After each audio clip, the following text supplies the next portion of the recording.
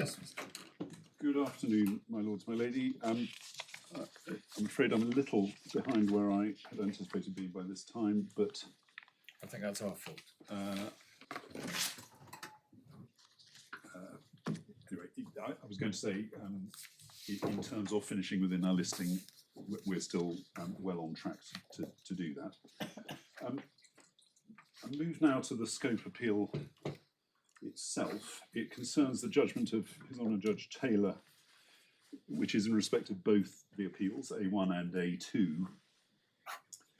Judgment handed down on the 10th of February of last year, which I'll come to in a moment, following a preliminary hearing in the EAT on the 27th of November 2024.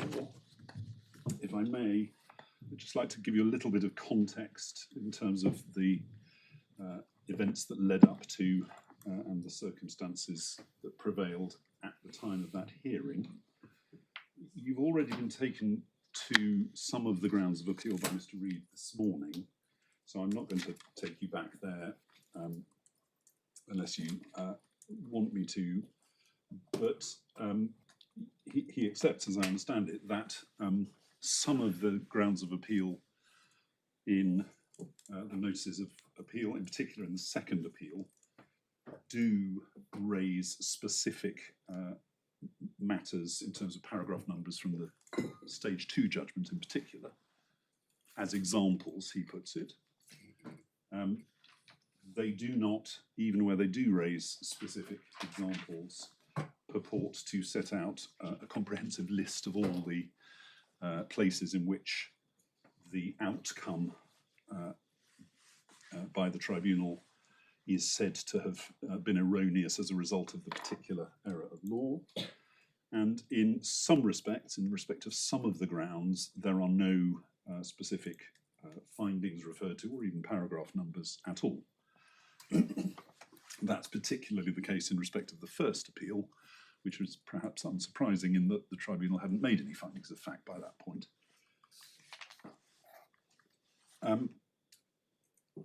The other matter I should just touch on briefly in terms of events before the preliminary hearing on the 27th of November 2024 is that Judge Taylor had ordered the parties to fill in a table, and as part of that, let me just take you to the relevant correspondence. That's probably the easiest thing. Supplementary bundle, volume 3, tab 43, I hope, and it's page 762. There are various chains of emails in the bundle, but this is one place in which this particular email occurs. It's from Ms. Thomas on behalf of the Registrar of the EAT, and written to the parties, and substance is Judge Taylor has asked me to write to you in advance of the preliminary hearing. Please could the parties liaise and produce a simple table setting out for all grounds of appeal that are maintained, and then you can see the various columns and headings and so on. And the last column is headed order that Tesco would seek in respect of the ground if permitted to proceed and successful. What was then sent is in the next tab, tab 44, same volume, page 767, and the next few pages. Again, I won't take you through this in detail, but you will see in respect of all of the grounds in both the appeals a variation of the wording, remission to the same tribunal for redetermination of the factual findings in its judgment in light of the EAT's determination of law is set out. There is clearly a reference to factual findings, but the table doesn't identify which factual findings it says should be remitted. And that was the state of play at the time the matter came before Judge Taylor on the 27th of November. We then come to his judgment. This is the judgment that's the subject of the first of the appeals before you, the scope appeal. And the judgment is in the core bundle at tab 8, which is the first volume of the core bundle. Tab 8, starting at page 78. I'm going to read quickly to a little of this morning. May I just touch on one matter that is in dispute between us, and I'll come back to it for a while. There was a suggestion, I think, from my Lord Justice Underhill this morning that the Taylor judgment only bit in relation to 3 grounds of appeal. As I understand it, Tesco says that it bites in relation to A1G5, that's ground 5 of the first appeal. Well, what I did, if this has helped, is I simply went, I just went through the judgment, seeing where it says Tesco will be limited to specific examples. Well, it's A1G5, A2G1, A2G4 to 11, so it's the whole of A1G5, what's the next one? A2G1, Yeah. A2G4 to 11, so the whole of grounds 4 to 11. So the majority of the Sure, you're second right. appeal. So, but just looking at his judgment, he deals with A1G5 at 3, A2G1. Where's that?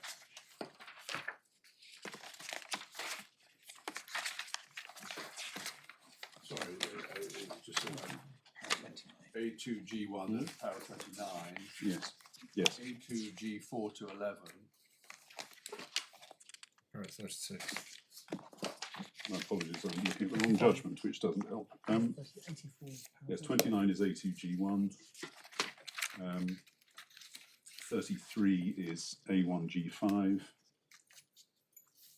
And then I just found it A2G11, which is power 36.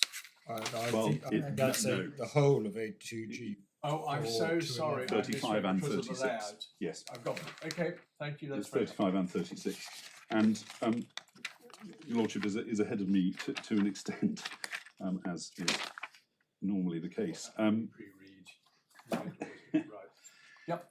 It is right, and this, as I understand it, is what Mr. Reed hones in on, that in this part of his judgment, Judge Taylor, under the heading, the first heading is general grounds and then specific grounds further on, in some respects, the particular grounds we just identified, he does say this ground is limited to specific facts and so on, as raised in the notices of appeal. But if one goes to paragraph 21 on page 82 of the core bundle, this we submit is the ratio of his judgment. And as Yes, of course. Well, sorry, are we at cross purposes? Para 21 explains why, in those other examples we've just illustrated, he says what he says. yes, Yeah. but para 21 applies to all the grounds of appeal. That's the point. That's right. The last sentence, in any event, I consider, sorry, the penultimate sentence, in any event, I consider where it is asserted that an error of law resulted in erroneous factual determinations, which, as I understand it, Mr. Reed now says is the case in respect of every ground, it is important that particularity of the errors are set out. Why do you say that Mr. Reed says it's the case in respect of every ground? Well, because he said this morning that, as I understand it, he accepts that his appeal is against the outcome, not just the reasoning. Well, of course. But I thought what 21 was dealing with was a particular subclass of grounds of appeal which assert a general proposition to which, by which a number of several particular factual findings are infected, but doesn't say which the factual findings are that are infected. And where the ground of appeal is of that character, Para 21 says the approach that Judge Taylor is going to take, but not all the grounds of appeal are of that character, are they? Well, we say they are in substance, and I'll develop that shortly if I may. And if there were any doubt about what Judge Taylor meant, we say that's dispelled by a later judgment of his. If I can take you to the core supplementary bundle, it's also in the supplementary bundle, but core supplementary bundle, tab 1. I'm so sorry to interrupt, Mr. Bryant. Just before we leave paragraph 21, sentence beginning in any event. Yes. This is on a Judge Taylor saying it's important for the particularity the errors are set out. Does he mean the error of law or the erroneous factual determination? The latter, you say. Yes. Right, okay. Well, both. Yes. But it's not enough simply to say here is an error of law. The tribunal's reasoning was this, and that's wrong. Right. One has to say, and the outcome of applying that reasoning is, in this instance, these factual findings. Right. So why doesn't Judge Taylor use that formula, which we've seen in respect of every ground of appeal? Or did you say he does do it in respect of every ground of appeal that he allows? Well, because in many instances, there was a table before Judge Stacey that had various iterations, and if it'll help, we can provide that perhaps overnight. But in many respects, no particular paragraphs of any of the judgments are identified at all. So you say that ground of appeal can't go anywhere? Yes. But Yes. say A1G6, para 34, this ground is sufficiently arguable to proceed, particularly that the Employment Tribunal may have gone beyond the fact-finding appropriate to stage 2 equal value hearing. Yes. Why doesn't the judge say Tesco will be limited to the specific examples it gave in the ground of appeal? They don't give any specific examples. And our position is Tesco can't be in a better position when it gives no examples at all than it is in respect of grounds where it does give some examples. But just take paragraph 25 of this judgment just for the sake of argument. These grounds are very briefly arguable. The ET misdirected itself in laws as to its function at the stage 2 equal value hearing. If it did that, then it's gone so fundamentally wrong. The whole thing's got to be remitted. It doesn't matter which factual findings are infected by that, does it? Or am I just misunderstanding the point? Well, our point is, even where, for example, the work ground, as I think it's been called, which my learned friend, Mr. Reed, says undermines the entire judgment, is put. Nevertheless, because of the particular nature of a stage 2 judgment, where the only outcomes are findings of fact, what can be challenged by Tesco are only findings of fact and findings of fact that went against it. It can't say we are appealing. Well, they don't say this in the notice of appeal, but even if they had said we are appealing against every finding of fact in this judgment, well, that doesn't work, because in many instances what they were saying was accepted. So they won on those points. The outcome was favourable to them. But if a party says to the EAT, the ET's just completely adopted the wrong approach and it's wrong in law, and the EAT says that's arguable, isn't the consequence of the adoption of a wrong approach by the ET that the whole shooting match goes back? May I answer that in Yes, the context of a... That's just a question that's... Yes, may I just take you to the 2 examples of later documents where I say it's clear what he did mean, and then I'll come back to that, my lady, if I may. Core supplementary bundle, tab 1, page 6. And just to give you the context, this is only an extract, but it's an extract of a later judgment of Judge Taylor, about a month and a half later, 28th of March. Core supplementary bundle. Tab 1. And, my lord, if you look at page 3, is the first. I haven't got there yet. Apologies.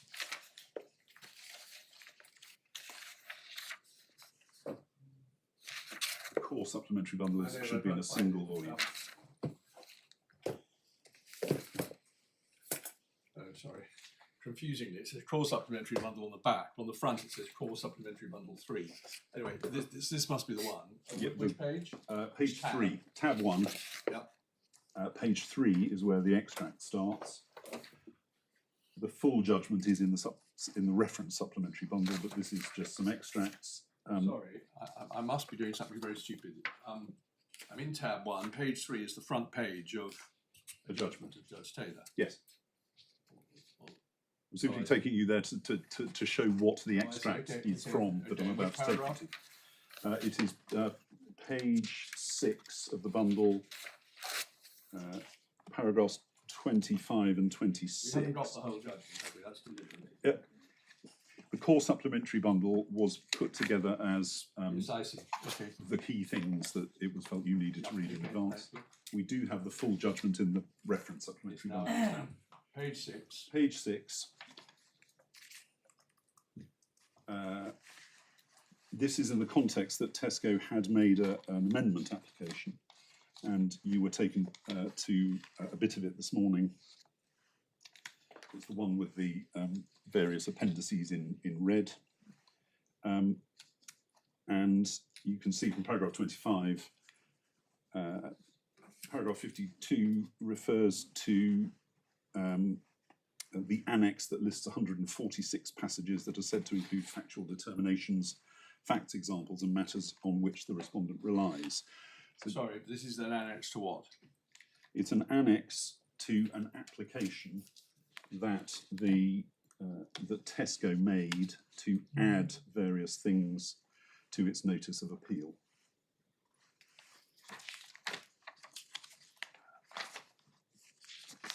Do we have the annex? We do have the annex. I'm just trying to find the page number. Core bundle, page 205.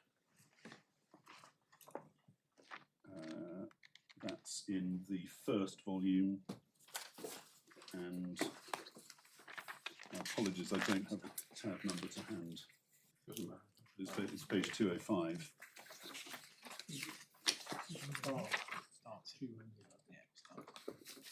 Yeah, the schedule starts at 200. Oh, I see. So this is introduced by the amendment, which I hadn't trouble to read in great detail, called points of clarification. It page was 190. sought to be introduced by the application to amend, which was not allowed. Oh, right. So the bit in red at page 198 was not allowed. Well, if you look back at page 198, I see further examples. further examples, further erroneous factual determinations, Okay. facts, examples, and matters on which the respondent relies are set Okay, out in got the it. schedule. Right. And Thank the you. schedule was left in. Yes, okay, I've got that now. The thing that brought it into the notice of appeal was not. And you will see from the appendix, well, the schedule as it's titled, starts at page 200, and in relation to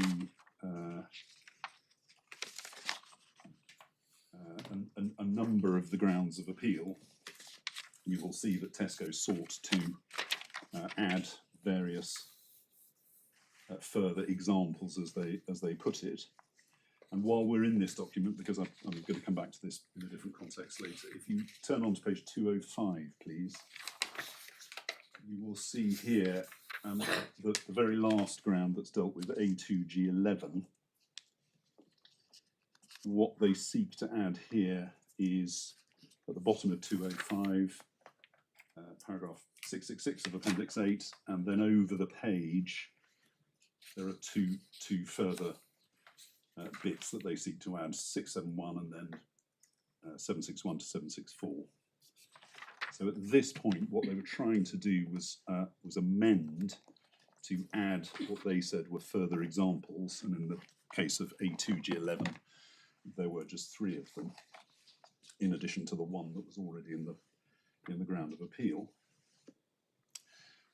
So that, going back to the core supplementary bundle, the extract from Judge Taylor's judgment on the amendment application, that gives you the context of what he says at paragraph 25, paragraph 52 that's of the amended version that they sought to introduce, refers to the annex, should say schedule perhaps, that lists 146 passages and so on. If you then go down to paragraph 26, though, he says this. This suggests remission that would lack the required specificity and would risk yet further delayed detailed disputes in the Employment Tribunal about which factual determinations, facts, examples and matters are to be redetermined. That is a recipe for further delay in the Employment Tribunal and for yet further appeals. Tesco's analysis also fails to take account of the particular nature of a judgment after a stage 2 equal value hearing, in which a huge number of facts are determined. The challenge in the appeal must be to specific facts or groups of linked facts determined in the judgment. We say that, even if there were room for doubt from his earlier judgment from February, that makes clear that this was a point of general application in respect of all the grounds. But the premise of this concern is that there'll be a sort of piecemeal remission to the same ET to reconsider little bits and pieces of its various judgments. It goes back to the point I was making a moment ago. If there's a wholesale attack on the legal approach of the ET, maybe there'll just have to be a remission for it to do the whole job again. Well, in respect of the vast majority of the grounds of appeal, that is not the case. Right. So that doesn't work with respect. But we say in respect of grounds where it is said the tribunal approached a particular legal issue erroneously, it's still necessary for the outcomes that are challenged to be identified. The findings of fact or linked groups of findings, I think is how it's put by specific facts or groups of linked facts. But what if you're saying they just went about the job in completely the wrong way and they've got to do it all again? Well, one comes back to the point that as a matter of principle, the point we make is valid. Because of the particular nature of a stage 2 judgment, the stage 2 process, the principle still applies, but it has a particular consequence, which I'm going to come to.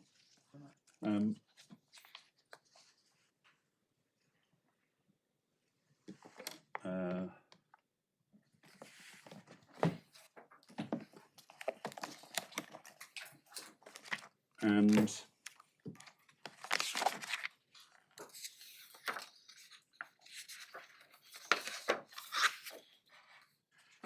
again, we say this was well understood by Judge Stacey. If I can take you briefly to her judgment, it's Core Bundle, Volume 1, Tab 9, and the relevant passages, or at least starts on page 110.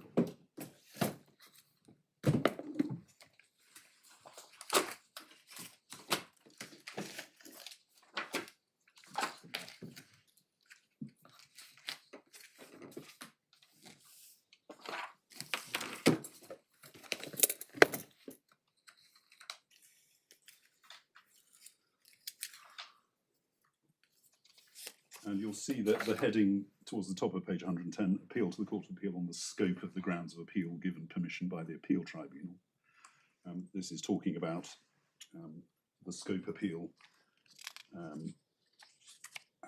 which you're hearing now, which was live by the time of this judgment. The appeal had been lodged, and she refers back to the judgment of Judge Taylor, and towards just before the quote, at the bottom of 110, the ratio of His Honour Judge Taylor's ruling challenged by the respondent is as follows, and it sets out paragraph 21. And then if you go over the page to 111, paragraph 70, respondent has been granted permission by the Court of Appeal and so on. And then just below the further quote, I have therefore only considered the examples provided by the respondent in their grounds of appeal. I've not considered the additional matters that the respondent hopes that the Court of Appeal will allow them to raise, even though many of them are referred to in this re-skeleton argument. I will not go behind His Honour Judge Taylor's judgment. Again, we say that makes clear what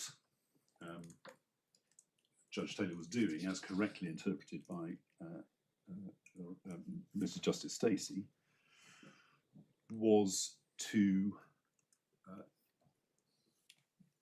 the ratio in paragraph 21 of general applicability, I'm not sure it does, albeit actually. I thought it makes it more like she seems to have read it as related only to those cases where examples have been given but they were non-exhaustive.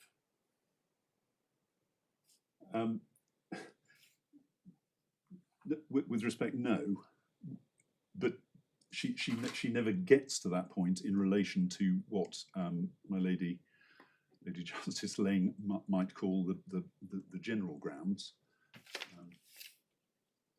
because it's a two-stage process. Stage one for Mrs. Justice Stacey, do I agree that the tribunal made an error of law? If yes, then to which of the findings of fact of the tribunal does it apply? Which of the findings of fact were made in error of law? It didn't apply to any findings of fact. It wasn't an error of law. But precisely, she never got to the second stage. I mean, Sorry, well, the point I'm trying to make to you is that in any appeal, merely getting the law wrong in some passage in the reasoning is irrelevant unless it affects the outcome. Yes. You can't appeal. Precisely. Yes, but the point is that clearly they were appealing for cross purposes, clearly. No, I don't believe so. They had clearly lodged an appeal. Yes, we were saying it was not a properly constituted appeal in certain respects because it did not identify. They were saying the natural reading of the grounds of appeal is that each of these grounds of appeal affected the outcome, but in some cases they gave examples of particular findings where it did, those being as I've understood it, ones where it didn't undermine the whole of the outcome, and others they didn't because it's clear that it undermined the whole of the outcome. And it would be pointless to list every finding of fact. Isn't that the distinction between the two groups of grounds in the grounds of appeal? Well, we say it's not kinds of grounds in the grounds of appeal. It's not a valid distinction. May I just refer you to one further matter in this passage of Mrs. Justice Stacey's judgment? It's the footnote at the bottom of 110.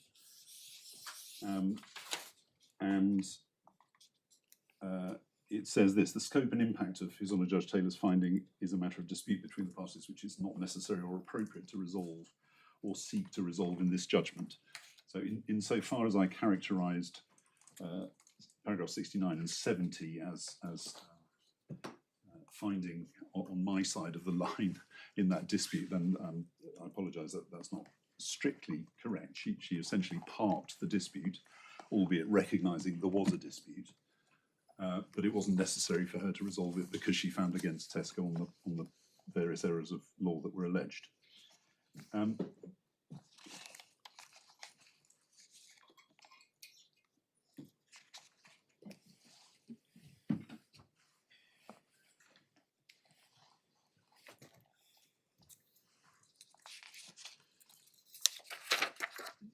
I've already taken you to the relevant parts of the Equality Act and the what I think we're universally calling the EV rules, the rules of procedure in Schedule 3 to the 2013 Tribunal rules for the applicable rules at the relevant time. And I've already made this point, I'll reiterate it briefly. All that comes out of a stage 2 EV process, stage 2 hearing, a stage 2 judgment, the only substantive outcomes are findings of fact. That's clear from the rules themselves in our submission. It's clear from authority for your note. Appeal case, paragraph 23, which is tab 29 of the authorities bundle, says as much, as does His Honour Judge Taylor in this case. In other bits of the amendment judgment to which I took you in the core supplementary bundle just now. Again, I don't think this is disputed, so I'm not going to take you to those passages unless you ask me to. Some of the findings by the tribunal were such as to agree with the claimant's position. Some of them were to agree with the respondent's position. Some of them were a middle course, if I can put it that way, between the two positions. Contrast this case with, for example, what I might call a typical unfair dismissal case, or an unlawful discrimination case, or unauthorised deduction from wages case, where the outcome is not the findings of fact, it's the findings in relation to the particular claim, whether or not the dismissal is fair or unfair, whether there's been unlawful discrimination, whether the claimant's owed any money, and so on. Now, in both types of case, we say what has to be expressly challenged in the notice of appeal is the outcome, not the reasoning. I think Mr. Reid and I are now ad idem on that. In the sort of case that I've referred to, so unfair dismissal, discrimination, and so on, what the appellant must expressly do, we say, in the notice of appeal is challenge the finding of fair or unfair dismissal, as the case may be, or discrimination, or whatever, because that's the outcome. And if, as is often the case, indeed typically the case these days, the claim and therefore the judgment covers multiple types of claim, the notice of appeal has to make clear which outcome of which claim is being challenged. For example, a party could not, in a case where a tribunal judgment deals with an unfair dismissal claim and a number of allegations of unlawful discrimination, identify what it says is an error of law, identify that they say that infects the finding on unfair dismissal, have the hearing heard and win, and then on disposal say to the EAT, oh, and by the way, we say that also affects the discrimination findings, so please can you remit those as well? That clearly would not work. And in substance, that is what Tesco has been trying to do in this case, and what Judge Taylor's judgment, rightly we say, told them that they could not do. You have to, even in an EV case such as this, challenge particular outcomes. It's not enough, well, even if they had done it, which they didn't, it's not enough to say we're challenging all of the findings of fact in the stage 2 judgment. Because, as I say, they won on a large number of them, and one cannot appeal against things that have not resulted in adverse findings. May I move on to the jurisdiction question? And I hope I can deal with this relatively briefly. This, although not expressly dealt with in His Honour Judge Taylor's judgment, it is raised in the respondents' notices, certainly in the Harkness respondents' notice. In the authorities bundle, tab 3,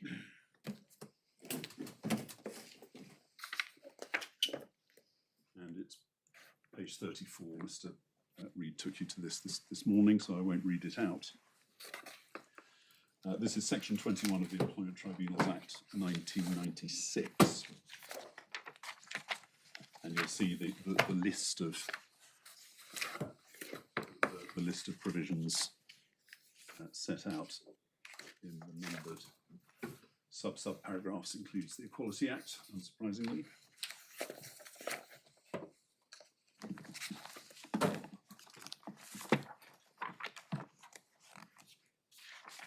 And we deal with a number of points. It's paragraph 57 on page 16 of our skeleton argument, which raises a number of authorities. Again, I won't take you to them unless you invite me to. Dealing with generally applicable principles in terms of appellate jurisdiction, that appellate jurisdiction does not extend to errors of law per se. And you'll be aware of this, I'm sure. So, where are you reading from? Paragraph 57 of our skeleton argument, which is page 16, towards the top of page 16. Yep.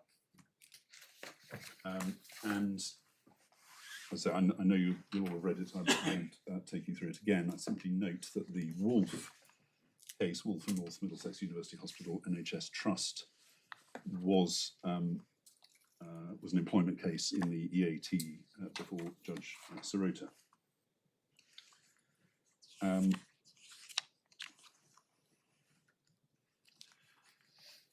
And this is all very obvious stuff, isn't it? The question is how it applies to how this case was pleaded here, and in the context of a stage 2 judgment, which none of these were concerned with. Yes, but I had certainly understood Mr. Reid's position. It was his position below, and I'd understood it to be his position now, that section 21 of the Employment Tribunals Act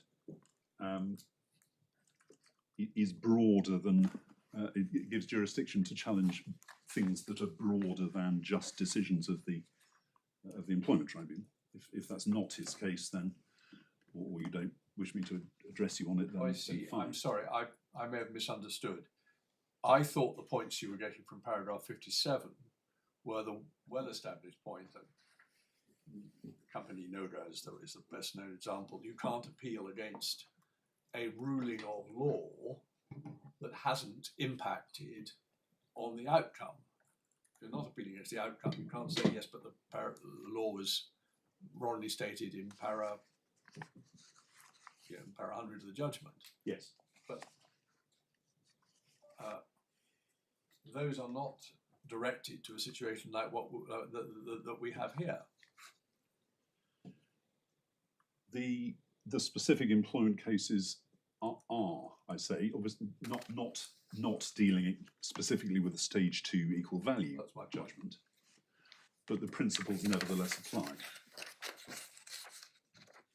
And as I say, I'd understood it was Mr. Reid's position and those behind him that section 21 of the ETA gave broader jurisdiction than just challenging decisions or outcomes.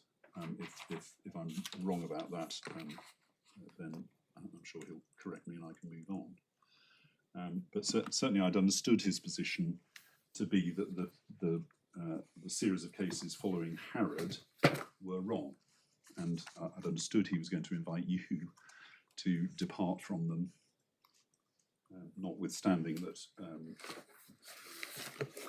albeit perhaps not in the most detailed and clear terms, followed by the Court of Appeal in the Rinneker case, with Justice Sheehan.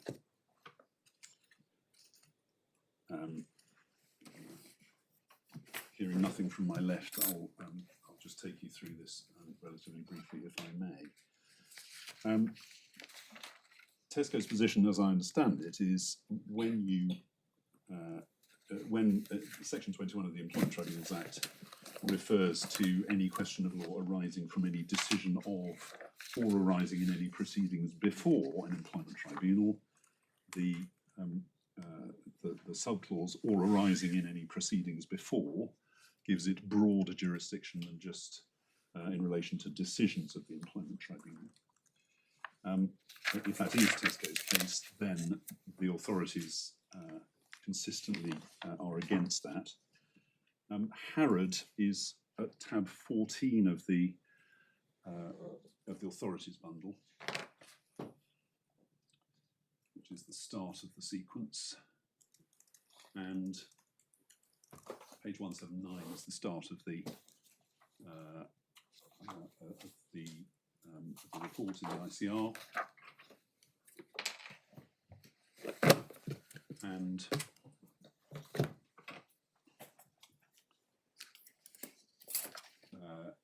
in short, Mr. Harrod brought an unfair dismissal claim to do with a required move of workplace, and his claim was dismissed on the grounds of contract included a mobility clause. He appealed, but it was accepted on his behalf that he didn't intend to challenge the dismissal of his complaint. What he was still upset about, if I can put it that way, was the findings in relation to a mobility clause. And the appeal was dismissed, and the relevant passage for my purposes is on page 182 of the bundle, internal page 11 of the law report. This is in the context of section 136 of the Employment Protection Consolidation Act 1978, then in force, but the wording is materially the same as section 21 of the ETA. Perhaps I can just invite you to read from just below letter E, that paragraph, and over the page where the red lining is. Unless you'd like me to read it aloud. No, I think we'll read it to ourselves, thank you. Down to the bottom of the red line. Yes, please.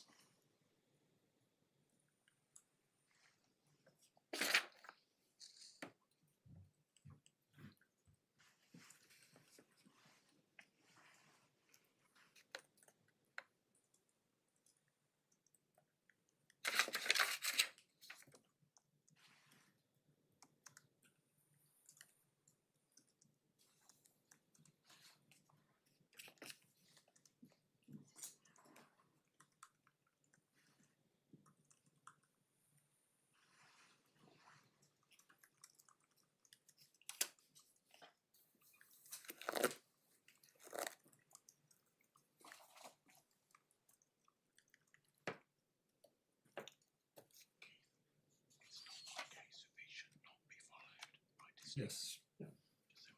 Okay. But this seems to be proposition, authority for the proposition, which I don't have any trouble with, that you can't appeal if you're not seeking a different result. But Mr. Reid clearly was seeking a different result because he wanted everything to be remitted.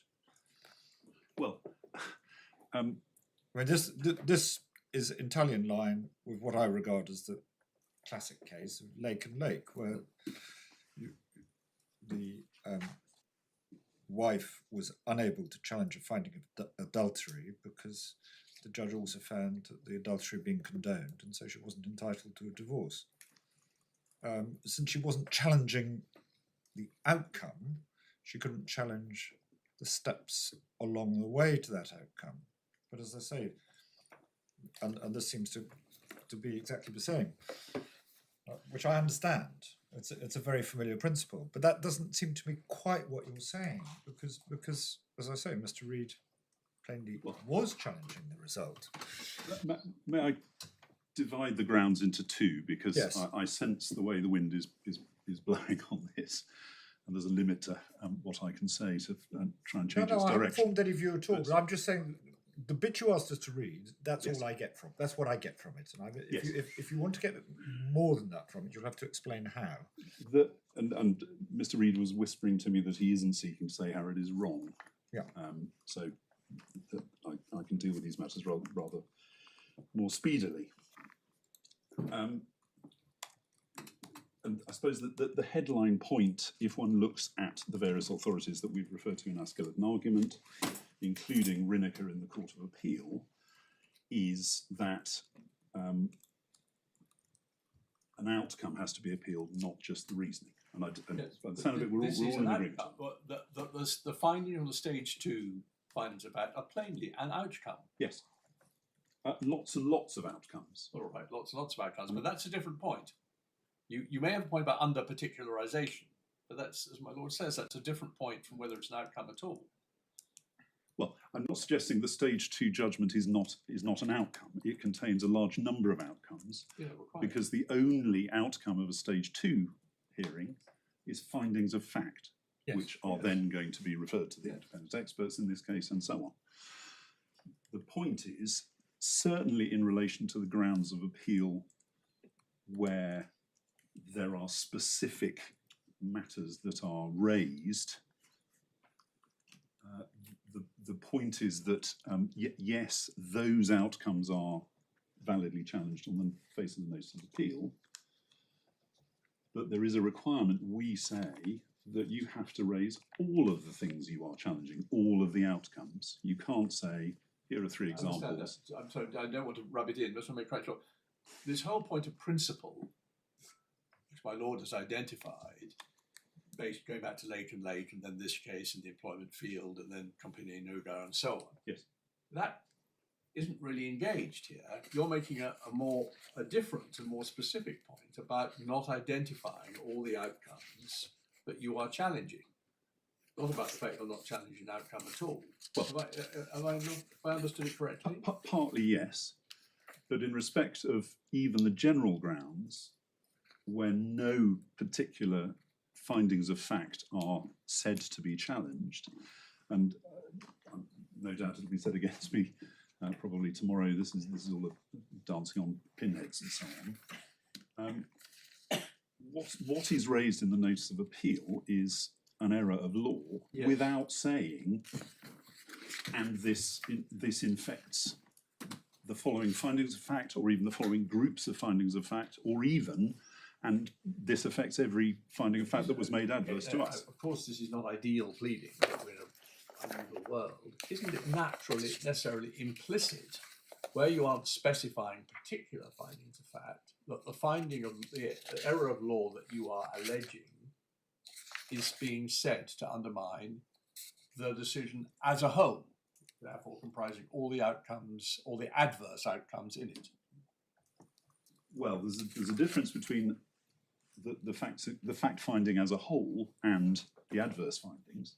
Well, all right, but I mean, obviously he's not appealing against the favourable Well, findings. it certainly before. He can't, as a matter of Well, he law. can't, exactly. But before Mrs. Justice Stacey, as characterised in her judgment, it was being said this infects every finding of fact in the judgment, which is not a proper approach to an appeal. And the difficulty that we have had over the last however many months, if not years, and we suggest that Mrs. Justice Stacey had, and this court may have, is that it has never been set out at all, we say, and certainly not in a consistent or comprehensive way, what it is that Tesco is saying is being challenged, and what it is that Tesco says the result should be in terms of remission. It's right that the result, after 2 days of disposal hearing and many, many hours of outside the courtroom discussion between the parties, and still not agreeing things such that Mrs. Justice Stacey had to make various findings about things, a disposal order was made which identifies particular findings that are, by paragraph number in the job descriptions, I think, that are to be looked at again by the tribunal. But Tesco has never set that out. and I think it was yes this morning, and it was in the context of A2G11, and I can take you to the specifics if need be, but you will recall perhaps from Mr. Reed's submissions in the notice of appeal, this is the mental arithmetic ground, and the tribunal saying it's relying in essence on a reasonable employer test rather than relying on a reasonable employer test. A2G11 on the notice of appeal raises one paragraph in relation to one comparator. Mr. Reed's the amendment application I took you to earlier raises three passages that they want to add. Mr. Reed's skeleton argument, I think it's paragraph 8.8 he was trying to refer you to, although he took you to 8.7, does raise a few more. And then he took you to the very last page of his skeleton argument, where he sets out, again in relation to A2G11, as an example, a much longer list of paragraphs, this time in relation to job descriptions rather than the stage 2 judgment paragraphs. Are you saying the examples in the skeleton argument are different from those in the abortive amendment application? Yes. Successful. Yes. Well, there are certainly a lot more of them. And we are told, just to complete the sequence, that there is another document which has been produced by Tesco, which presumably contains rather more, but we've never seen that, certainly. Yes. And while we're looking at the paragraphs referred to at the very end of Mr. Reed's skeleton argument, and this is part of his suggested disposal of the appeal, you have there, in relation to all 8 comparators, a number of paragraph numbers from their job descriptions. And what is asked for is an order directing the tribunal to consider and determine the disputes regarding the following paragraphs, excluding the concept of a reasonable employer. Now, just pausing there, the ground of appeal was about mental arithmetic. It wasn't about reasonable employer. It was about reasonable employer in the context of one paragraph dealing with mental arithmetic. And this exemplifies the problem with the Tesco approach to appeals. We don't know, because nobody's ever set it out, precisely which paragraphs of the stage 2 judgment are said to amount to flawed findings of fact under this heading because of the error of law set out in relation to A2G11 in the notice of appeal. And we don't even know whether these paragraphs come under this heading at all. It's said that they are to do with matters, and I suppose by implication, including the concept of a reasonable employer. But certainly I haven't been through them, and I can't say that that's right. I certainly can't say that they are to do with mental arithmetic, which is the ground of appeal. And you can't say that either, because none of these paragraphs, as I understand it, is in any of the bundles, even though they're however many thousand pages before you. So you're being asked to allow a ground of appeal and to remit something to the Employment Tribunal to have another go at some paragraphs with no way for you to know whether they actually cover the point that is being made or not. And it goes back to the point Lord Justice Underhill raised yesterday with Mr. Reed. One can't simply say, error of law, this is what it is, please allow the appeal, and we'll worry about what the consequences are later, because one needs to be able to identify, when deciding an appeal, whether it's here or in the EAT, what are said to be the consequences, because I'm sure your lordships, my lady, will have seen many examples of what might be called an infelicitous wording in the reasoning of employment tribunals. But ultimately, when one looks at it in full, it becomes clear that the outcome was resulted from the application of the right test, however the tribunal may have expressed it.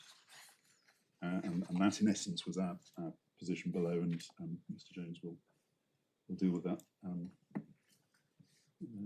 in due course, probably tomorrow.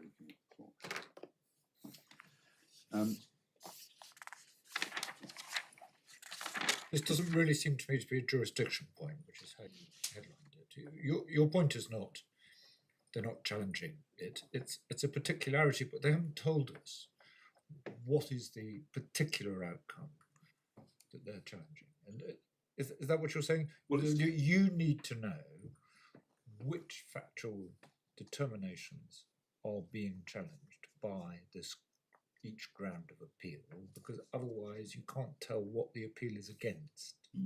Yes. The only caveat I would add is, and the reason it was approached in this way is, where a ground of appeal does not mention any bits of the Stage 2 judgment at all, on the face of it, it is an appeal against reasoning and not any particular outcome.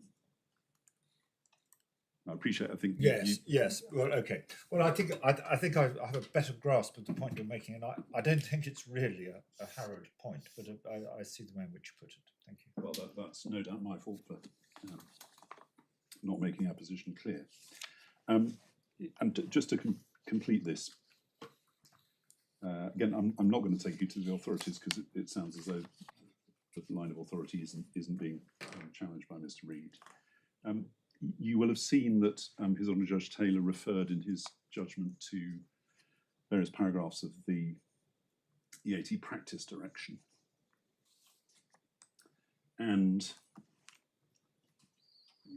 the particular, we've dealt with this in some detail in our skeleton argument, and I won't, conscious of what I said earlier, I won't repeat what's in there. But we say what is in the rules and the practice directions is consistent with our position on this appeal, and the most obvious demonstration of that is in relation to paragraph 3.8. Let me take you to this, just so I don't misquote. Authorities bundle, tab 9, and in particular it's page 108 of the bundle.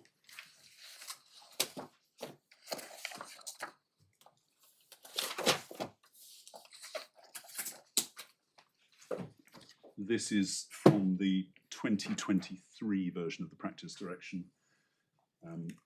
We also have the 2018 version in the authorities bundle, but this will do for my purposes. And you have, bottom of 108, the heading, the grounds of appeal. Grounds of appeal are very important, and so on. And I must concede it's obvious. It does not say in terms, and when you're appealing against a Stage 2 equal value judgment, you need to identify every finding of factual challenging. But its contents are, I say, consistent with that approach. And in particular, if you look down 3.8.6 towards the, it's just below halfway down page 110. In bold, for whatever reason, in the grounds of appeal, you must state the order that you will ask the EAT to make if you win. Will you ask the EAT to send back the whole or part of the case for a new decision to the same or a different employment tribunal, or to substitute a different decision from that of the original employment tribunal? Now, in this context, Stage 2 equal value judgment, each finding of fact is a separate decision, essentially. And it is consistent with our position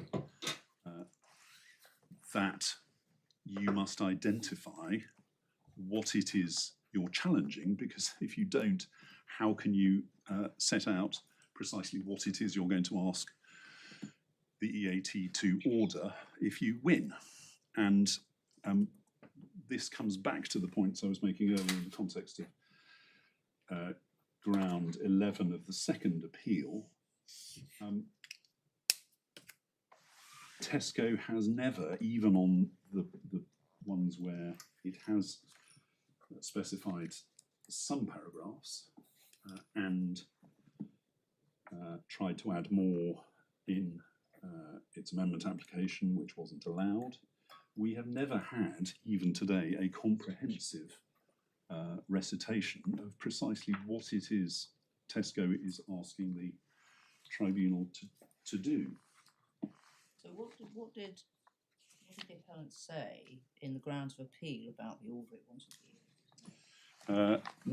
Not a lot is the short answer. If my lady, if you turn in the core bundle, it is page 183. Apologies, I don't immediately have a tab number for you. That's the first volume of the core bundle.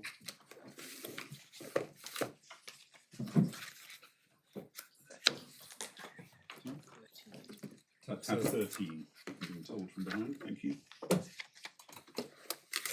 And if you turn on to page 186, all that is said about disposal, paragraph 10, Tesco seeks such directions that this appeal tribunal thinks fit as to the correct approach to the stage 2 fact-finding task. Have we got the note? Was there a notice of appeal in the form EAT 1 or 2? Indeed, the previous tab. Yes, previous tab, page 180. Thank you.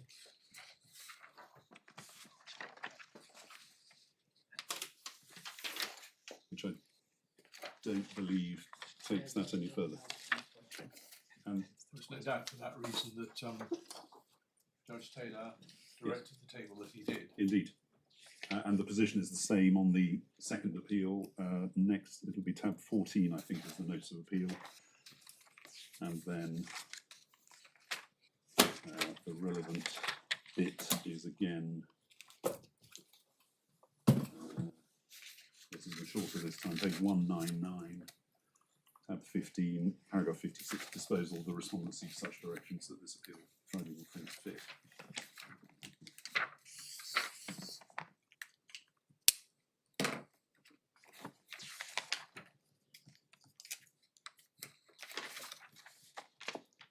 Do we have to read that now with a table that is on a Judge Taylor directed, which you showed us earlier, which sought remission of everything, I think?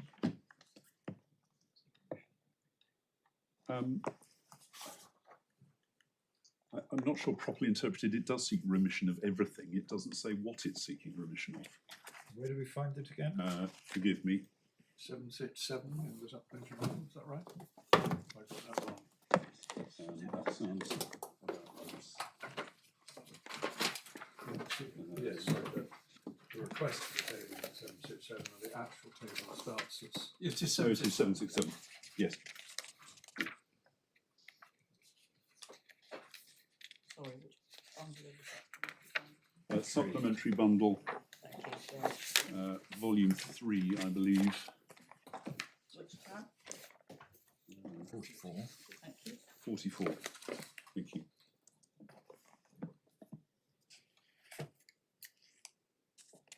Well, if you just look at the first one, remission to the same tribunal for redetermination of the factual findings in its judgment.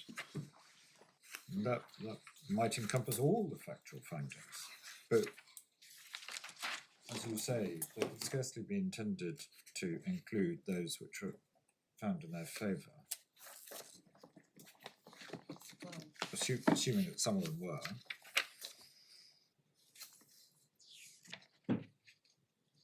It looks as if the pattern adopted by Tesco in answering this was some of the grounds of appeal, it just uses the formula my lord referred to, which is very general. And then where the allegations are more particular, that the error of law is about a more particular matter, we can look at A2G11 as an example, 775, the mental arithmetic one. It asks for remission of the factual determinations in respect of that particular requirement, or that particular breach, so to speak, that particular error of law. Yes. Which suggests there is a distinction recognised by Tesco and may or may not be, say, apparent in the original pleading, between errors of law affecting the whole of the decision, at least so far as adverse, and errors of law affecting certain factual determinations only. You have a perfectly fair point that whether that's right or not, the second category doesn't tell you which those paragraphs are. You really have to sort of work them out for yourself. Well, there appear to be several different versions available. Well, your Lordship is absolutely right, but the difficulty is you have to work it out yourself. No, I understand. Who the you is changes. It's not particularised, yes. Indeed, and at one point it was Tesco's position that the EAT should allow the appeal, and then the tribunal should work out what it had to do. By the time we got to the disposal order with Judge Stacey, with Mrs. Justice Stacey, she was having none of that, and it had to be specified as set out in her disposal order. But this is the very point that Judge Taylor picked up in his judgment on the amendment application. It hasn't been appealed, has it? On the amendment application, no. No, there's no appeal against that. And I started reading from paragraph 25. I'll just read it out. It's tab 1, page 6 of the core supplementary bundle, if you want to turn it up.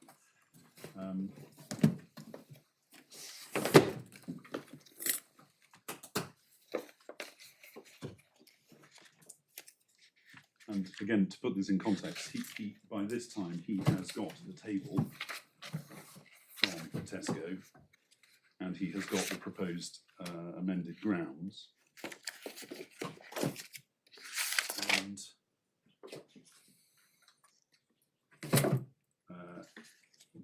in dealing with it's this proposal to add paragraph 52, which is bringing in the schedule of further examples. Just remind me the page.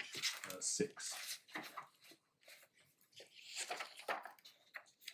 So paragraph 24, I'll first consider application to amend to add paragraph 52. I'll start with some general observations about the practicalities of the appeal and remission if any of the grounds of appeal is successful, which must be seen in the context of this litigation that is proceeding at a snail's pace, with a multitude of disputes about a vast number of factual issues and repeated appeals. Paragraph 52 refers to the annex that lists 146 passages that are said to include factual determinations, facts, examples, and matters on which the respondent relies. It's hard to imagine a more vaguely pleaded assertion. And so it goes on. And he says towards the end of that paragraph before the quotation, this raises very serious concerns about how the EAT would be able to understand the appeal, or how, if the relevant grounds are successful, the Employment Tribunal would deal with remission. And then it refers to a letter Tesco had written on the 14th of March, which is in the supplementary bundle if you need to look at it. The additional paragraph references included in the application simply act as further illustrations of the alleged errors of the law in the Employment Tribunal's second stage 2 judgment. The EAT does not need to consider each example in order to reach a determination on each alleged error of law. If the appeals are successful, the process of considering each example would be a matter for the Employment Tribunal upon remission. He goes on to say this, paragraph 26, this suggests remission that would lack the required specificity, would risk yet further detailed disputes in the Employment Tribunal about which factual determinations, facts, examples, and so on are to be redetermined. That's a recipe for further delay and yet further appeals. And here we are. But my point is the rules and the practice directions, and one might say common sense, suggest that a notice of appeal, so right at the start of appeal, needs to set out clearly what it is the Employment Tribunal is going to be asked to do on remission, if remission is what the appellant seeks, and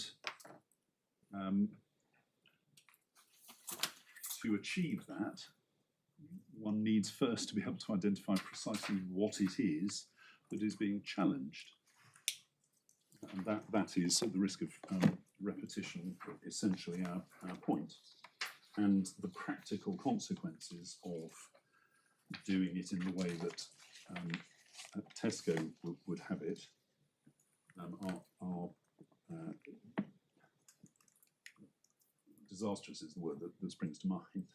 And as you've seen from the extract from Tesco's letter to the EAT, what it suggested certainly at that point is, well, you leave it up to the tribunal to work out what the impact of an error of law is on its judgment, and that's simply not a way to conduct appeals, we say. Tesco has never said that it could not provide a comprehensive list of the things it is saying the tribunal got wrong in terms of factual findings, simply that it doesn't have to. And as I said, at risk of labouring the point, if every time they have a go at specifying some things, something different comes out, and that typifies why it is important to pin one's colours to the mast right at the start of the appeal process.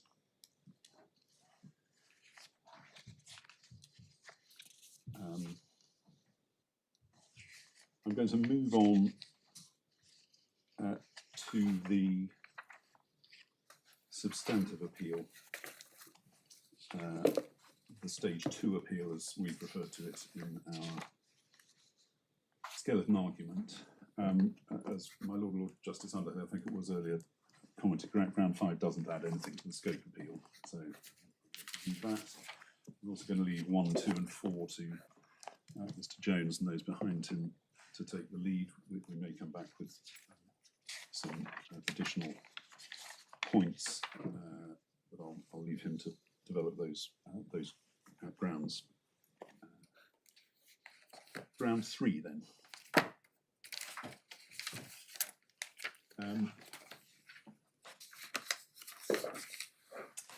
Core bundle, please.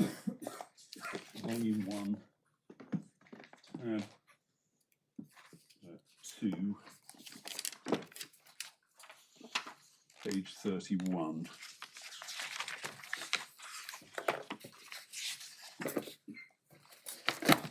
This is the notice of appeal to this court in the substantive appeal, as we're calling it. And it's paragraphs 6 and 7.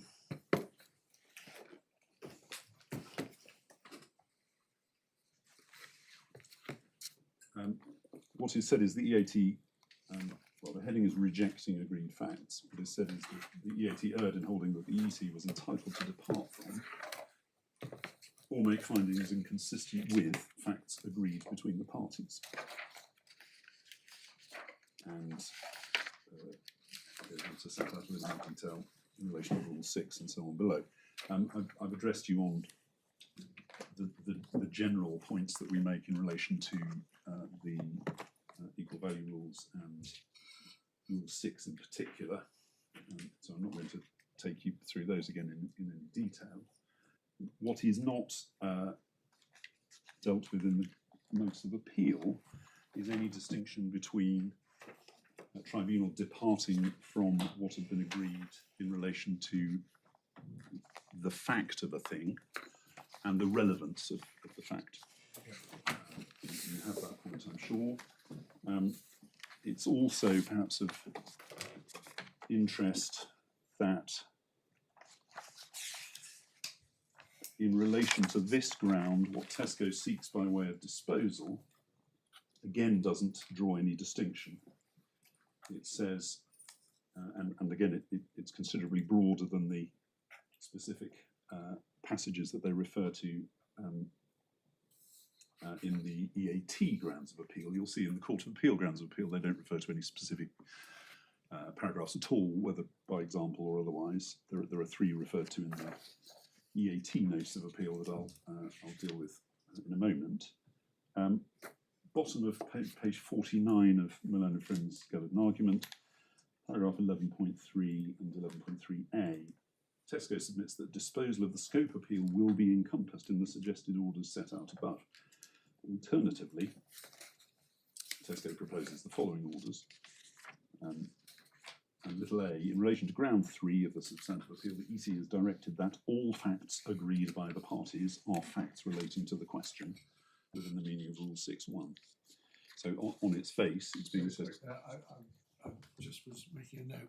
Where were we? My apologies. In the Where you were reading? Tesco's skeleton argument, penultimate page 49, the very bottom few lines. This is an argument before us. Yes.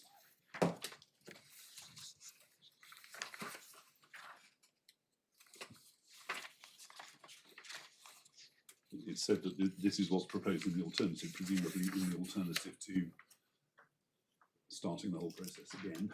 At little a, they ask that the ET be directed that all facts agreed by the parties are facts relating to the question. So again, it doesn't distinguish between the fact of facts or the relevance of facts.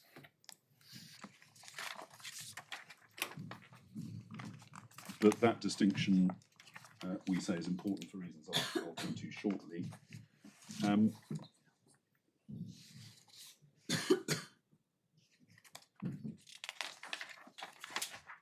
We have set out in our skeleton argument for this hearing, paragraph 157, a number of general comments about the tribunal's approach to determining facts, and in particular agreed facts.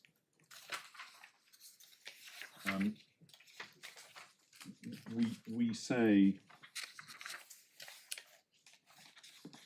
that you don't need to get to this point because they should be limited, as they were before Mrs. Justice Stacey, to the particular matters they raise in their notice of appeal, and those can be dealt with without looking at the tribunal's more general approach. Insofar as you feel it's necessary, I rely on the points we make at paragraph 157, and in particular to do with relevance. Again, I've been through this already and taken up probably more time than necessary this morning. But you will recall Rule 4 of the Equal Value Rules requires the parties to set out the facts that they consider, is the word, to be relevant to the question. That, we suggest, is language that is consistent with the tribunal then having the final say about it. Relevance, that is. And the wording of Rule 6, we say, does not oblige the tribunal, slavishly one might say, to accept that things are relevant to the question just because the parties have said they consider that they are. It's for the tribunal to determine relevance. That is a matter that was set out in the Claimants' joint note on the law that you were taken to yesterday, and indeed which Tesco now agrees. Which paragraph is that? No? Forgive me, I will find that for you. Yes, supplementary bundle, tab 35.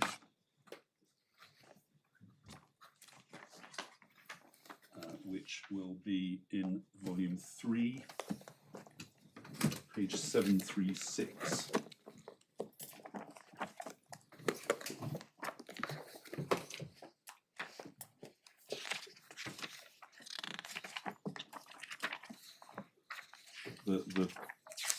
Just to put it in context, 733 is the covering email. Bottom half of page 733, you can see it was sent by the Harcus team, but to Judge Hyams, but it's a joint claimants note. Sorry, which is the bit that says that, I thought you were saying that the joint note on the law agreed that set out that the parties' agreement on relevance was not binding on the tribunal. It doesn't say it in those terms. Oh, I see. except Oh, well, I thought, that's why I asked. I didn't remember it saying that. It simply, well, it says 736 little h in relation to matters at A to G above, so that's all the other things. The tribunal is entitled to determine the level of detail which is relevant to the question and to establish only such facts as it considers to be relevant to the question. And then there's a reference to Rules 4 and Rule 6 of the EV rules. It doesn't say in terms, but that what we suggest necessarily means that simply the parties saying, well, we consider this is relevant, is not something that binds the tribunal to agree, because otherwise you would end up in what I think Mr. Reid described as an absurdity, which is you've got some things that the parties have agreed is relevant, which in his case the tribunal simply can't touch at a level of detail that the tribunal thinks is completely irrelevant. You've got other things that just because one party or the other disputed it, they have to make a finding about whether the fact is true, and if so, whether it is relevant to the issue.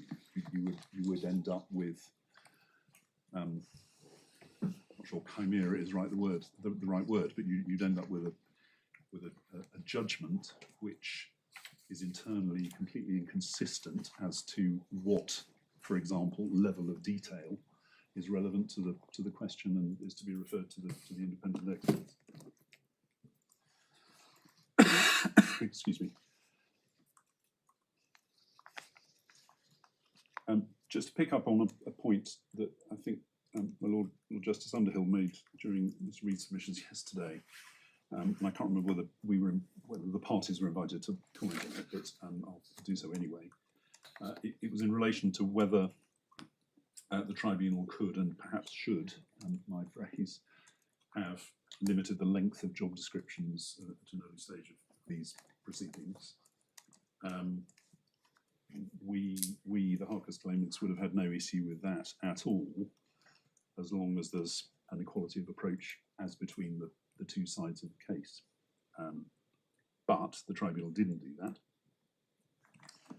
So, but what it has done, both in relation to disputed facts and agreed facts, is, we say, restrict its findings at stage 2 only to those which it considers are relevant to the question. And that is its way of cutting down the level of detail that the parties had included in their job descriptions just to the things it thinks are at a sufficiently high level to be relevant to the question. I now turn to the 3 specific challenges that are raised in the EAT Notice of Appeal under Ground 3.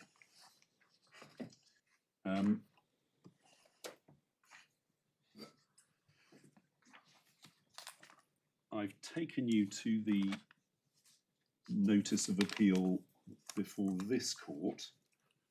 It's Core Bundle Tab 2, which at page 31, I read part of the heading, but the part I didn't read says rejecting agreed facts, and then paragraphs 137 to 141 of the EAT judgment. So that is what is said is being challenged in Mrs. Justice Stacey's judgment. Just to track this through, that is also in the Core Bundle tab 9. You've looked at it already, I think, with Mr. Reid this morning. Paragraph 137 is on page 131. And it's essentially the whole of that page, apart from the top 2 lines, and then over the page to the end of 141 is what is being challenged. And to put it in context, this is part of the second limb of the first ground of appeal in the second appeal. I'll say that in a slightly different way. It's A2G1, but the second part of it. And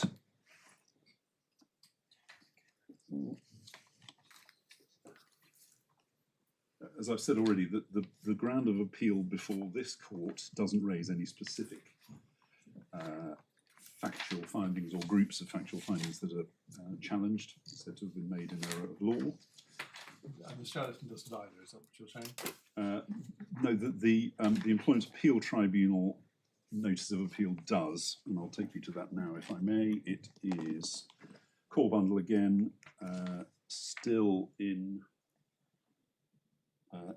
tab, the first volume, and it is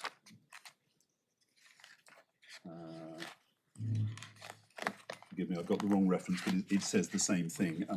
Tab 4 of the core bundle, page 6. I thought you were taking us to the notice of appeal. My lord, I got lost too. I'm taking you to another place in which it is found. It's materially the same. I can find the relevant the notice of appeal. It is, yes, page. Isn't this page 191? Yeah, yes, that's where A2G1 starts, and if you go over the page to 192, it's paragraph 20. As you'll see, it's the second limb of ground 1 in the sense that the first limb is under the heading failing to determine all disputed facts, and then we have the heading agreed facts over the page at 192. And paragraph 20 is where 20 gives various examples. 20 is where 3 examples are given. And perhaps for a clearer recitation of them is in the Tesco permission skeleton, which is in the same bundle, tab 4, page 61, and it's paragraph 73. You'll see it's the heading a little bit further up the page, ground 3, rejecting agreed facts, paragraphs 137 to 141 of the EA's judgment, so it's the same heading as in the notice of appeal for this court. And then under the heading, the ET's approach, 73, despite this, in the second judgment, the ET decided to reject certain agreed facts by way of illustration, and then the 3 specific matters are set out, all in Appendix 8 of the second judgment, which is dealing with the comparators. Paragraphs 283 to 295, it said the ET rejected agreed facts relating to particular paragraphs of Mr. Jones's job description. Second one, in some cases, the ET replaced the agreed facts with different determinations of its own. See, for example, paragraph 898 of Appendix 8, and then the third one, in further instances, it says the ET expressed opposing views about the correctness or relevance of agreed facts, but it is unclear whether it intended those agreed facts to be taken into account or not. See, for example, paragraph 501 of Appendix 8. Just to be clear, therefore, the point that you have been developing up a few minutes ago about the distinction between agreeing the facts and agreeing the relevance of the facts. Yes. That's only material to 73.3. That because is, so far as, at any rate, so far as the specific examples that we got here are concerned, 2 of them are concerned with outright rejection of the facts. Not saying they're not relevant, it's saying they're not right. well, on the face of what is said by Tesco, that's right. Well, okay, but that's what I'm putting to you. Yes.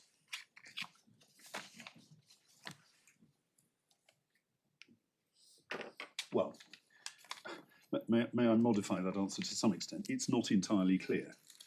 What is clear is 73.3 does draw the distinction between correctness or relevance of agreed facts. 73.1 and 73.2 talk about rejection or replacement of agreed facts. Yes, but when we look at those examples, as we have, they were squarely rejection or replacement of agreed facts. They weren't relevance. I'll take you to them. All right, okay, sorry. Also. And essentially, our point, as I flagged earlier, is, well, of these three, one of them falls away because it's been dealt with by reconsideration. I'll take you to that in a Which one is that? That is the third one, paragraph 501 of Appendix 8.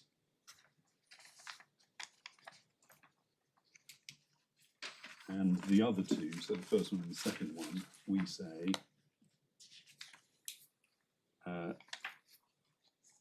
it is not said, that Tesco does not identify which agreed facts it says were interfered with by the Employment Tribunal. And I don't want to go over the scope points again. But the same points apply. I'm afraid this gets a little fiddly. It won't take me hopefully that long, but the reason it's fiddly, we say, is in large part because of the way Tesco has presented this ground and the continued lack of specificity. Okay, the first challenge, the first of the three specific things, is refers to paragraphs 283 to 295 of Appendix 8 to the second judgment, which is core bundle, volume 3. It's part of the continuation of tab 18,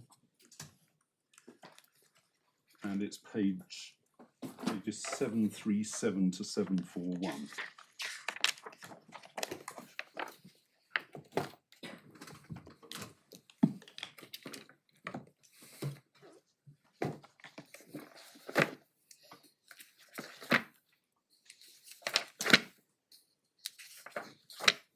Paragraph 283 starts at the beginning, in the middle of that page, 737.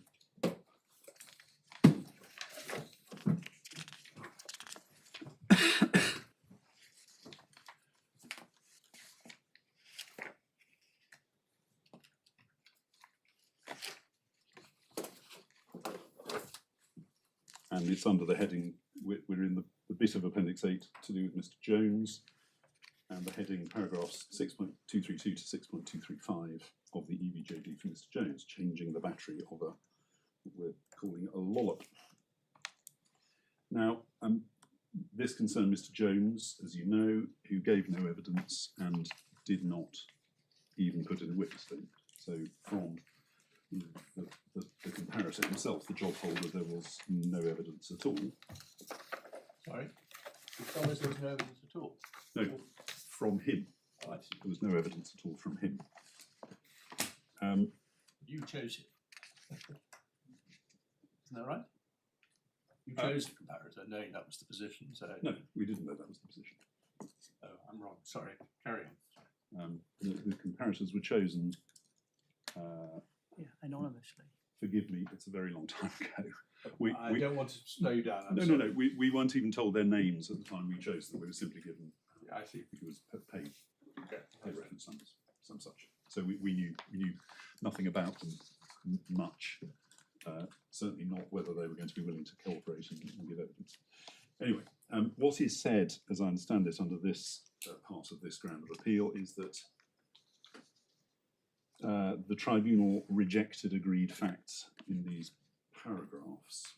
You will have seen, I know, that this covers, these paragraphs cover the best part of 5 pages of the second stage 2 judgment. There is no indication in the grounds of appeal at all before the EAT or before this court which agreed facts are said to have been rejected in these paragraphs. that, one might say in passing, is a good illustration of the practical difficulties that Tesco's position on the scope appeal result in. We simply don't know what is said to be the problem with these paragraphs and what in particular is said to have been rejected by way of agreed facts. If the scope appeal does not succeed, in our submission, that's the end of this challenge. And it could not succeed before the EAT and cannot succeed before this court. What we now have, I think for the first time, in Tesco's skeleton argument for this hearing, and it's a feature of Tesco's approach to these matters on appeal in particular, that we only get any sort of specificity in skeleton arguments shortly before hearings. But if one turns to ground 3 starts at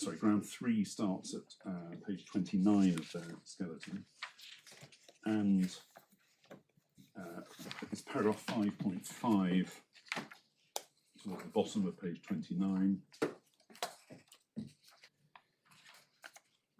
It seems that what is being complained about, although again it's not clear and it's not set out in the notices of appeal, is something to do with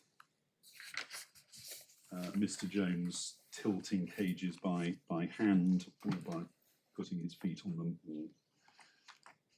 or something along those lines. And you'll have this point already from me. Whatever is agreed by the parties, the tribunal is entitled to rule on the relevance of this bit of the case, as indeed on any other bits of the case. If one goes to the tribunal judgment, again it's in the core bundle, volume 3, tab 18, and as I say, the passage that's referred to in the notice of appeal starts at 737. But if you go on, please, to paragraph 290, which is towards the bottom of 739,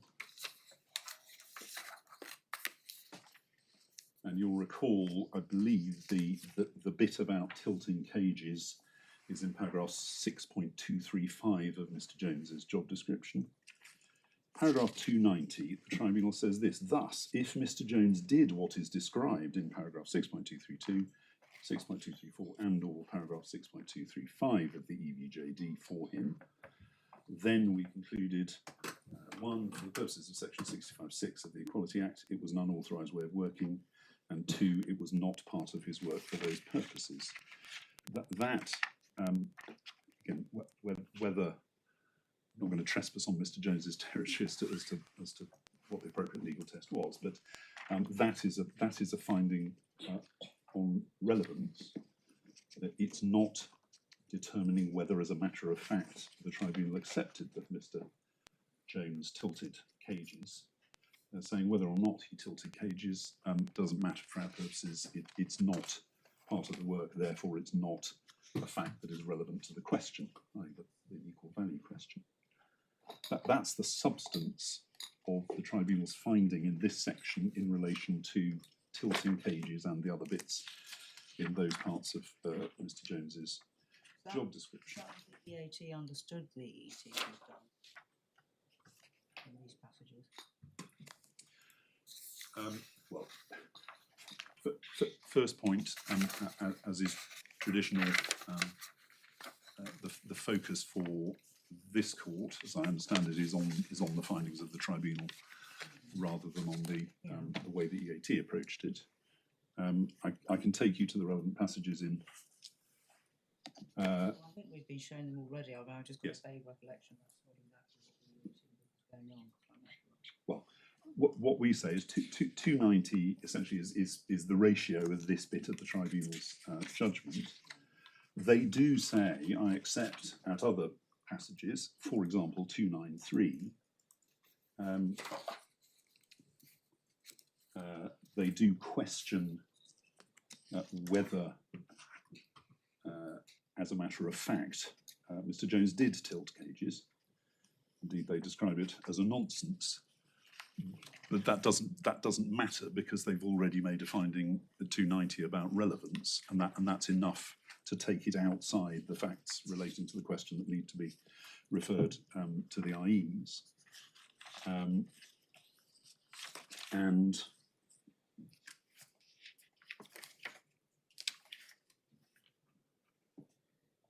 that's consistent, we say, with 295, page 741.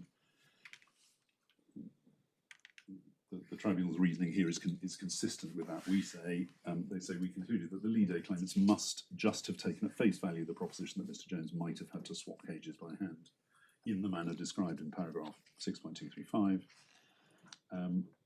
If that was correct, then it was, we concluded, no more than an acceptance of a proposition of fact. Again, distinguishing, we say, the fact of whether he did it from the relevance, which they've already found at paragraph 290, fell onto the not relevant side of the line. Well, it certainly is. The whole of that passage is definitely saying that they did agree it, but they agreed it wrongly because they just accepted it without thinking. Yes, that's certainly one interpretation of that. But again, that doesn't. It's perhaps a feature of the tribunal's approach that there is quite a lot of thinking aloud, as it were.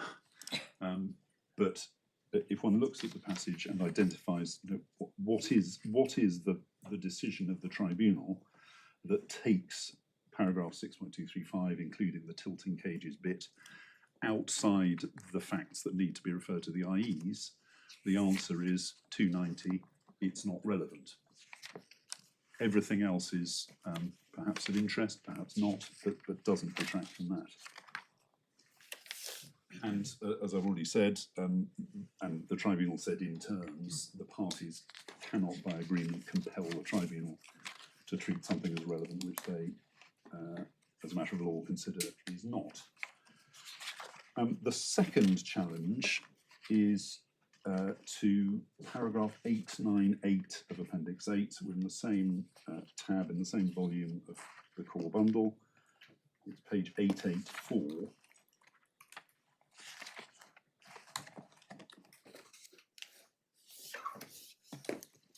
And it's paragraph 898, towards the bottom of 894. We're in the discussion of Mr. Young by this time,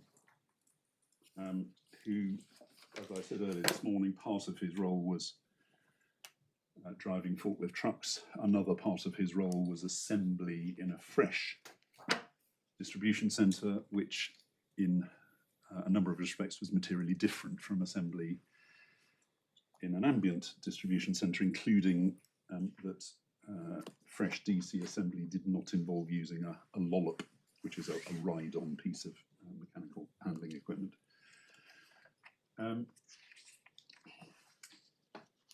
Again, I'm repeating the same point in different contexts. Tesco does not identify which agreed facts it says were replaced. This is one where they say that the tribunal replaced them. And again, if the scope of appeal fails, then so must this challenge. It is not for the claimants or for this court to work it out during the course of the hearing what it is Tesco is seeking to challenge. So they haven't identified it, and that ought to be the end of that. But if you look at what the tribunal does, in our submission, they do not replace anything. They merely say that agreed facts should be read in conjunction with other documents. Paragraph 898 itself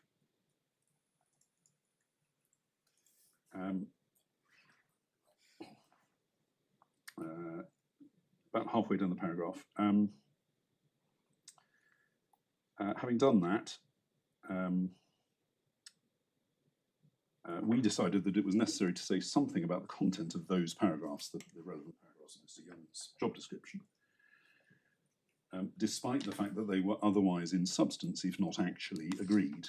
That something was that we concluded that the only accurate way to describe the work of an assembler in the circumstances described in paragraph 260 to 6.264 of the EVJD for Mr. Young was either in conjunction with the content of the AMC guide for picking by line and any other relevant training materials, or simply by referring to the relevant parts of those documents. What the tribunal is really saying here is this aspect of assembly work, in this case being done by Mr. Young, is accurately and more clearly described in material other than his job description.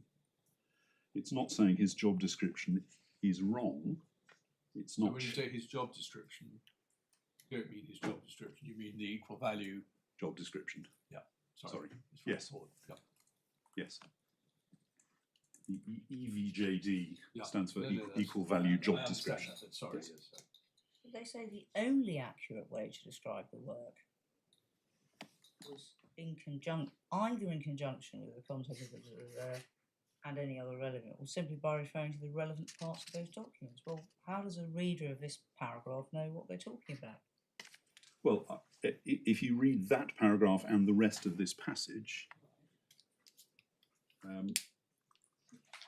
That becomes clear, does it? you were taken in discussion with Mr. Reid, I think, earlier today, to paragraph 900.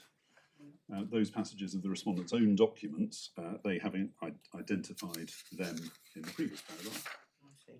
were in our view rather more informative than the description of the aspect of the work of an assembler, which was the subject of the relevant paragraphs for Mr. Young. Those passages were also necessarily more authoritative than that description.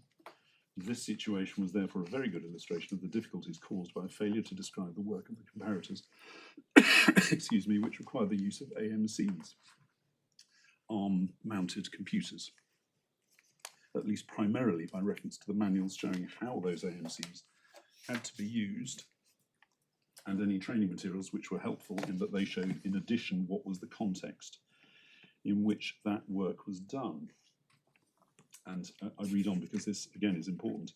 901, we add that a failure to use those manuals and, where necessary, training materials as the primary way to show what process was required to be followed on the AMC meant that many words were used to describe steps that were much better stated in part pictorially through illustrations of the contents of the AMC screens, which would be shown as each step was taken in the process.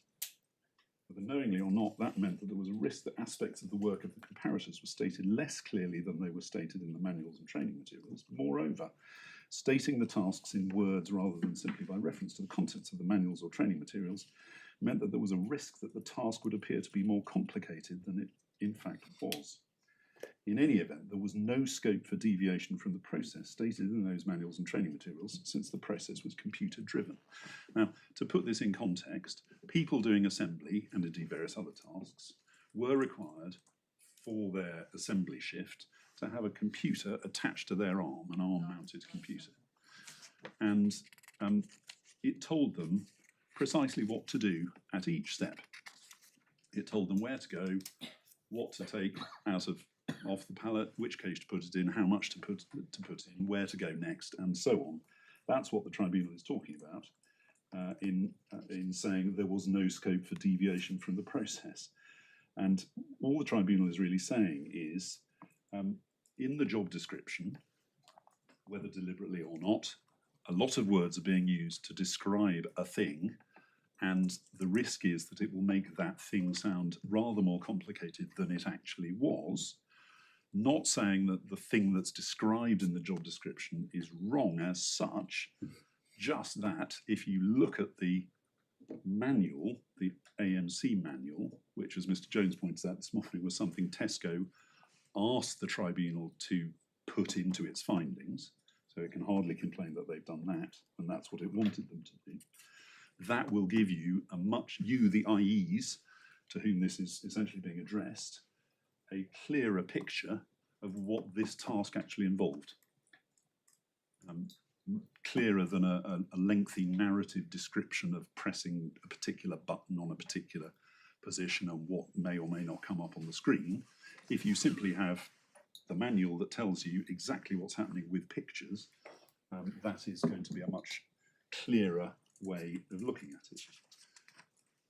I'm so sorry to ask this silly question. Could you just remind me where we find the relevant paragraphs of the EVJD, just for my notes, so I can just.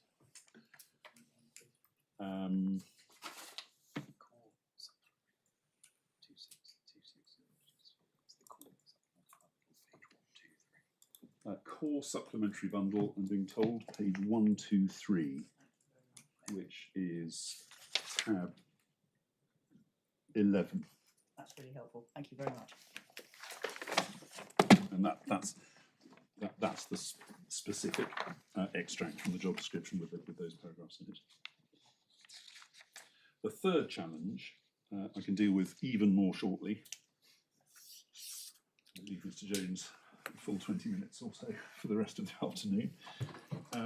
Is to paragraph 501 of Appendix 8 to the second judgment, still in Core Bundle, Volume 3, Tab 18. My apologies. Yes, still in Volume 3, page 789. A little bit further back than. Sorry, what's the reference you're now going to use? Core Bundle. What's it for? It's for paragraph 501 of Appendix 8 to the second judgment, which is the third of the matters being challenged. And I was just following up because, quite right, but I'm sure I've got it wrong. My lady asked for the reference for the last one. The last one. Yes. I think you said core, supplementary core 3. Sorry, no. Supplementary core 1, page 123. Yes, you're quite right. That seems to be a bit of a training manual. No, core supplementary bundle. Oh, I'm so sorry. No. I constantly get confused with the core supplementary.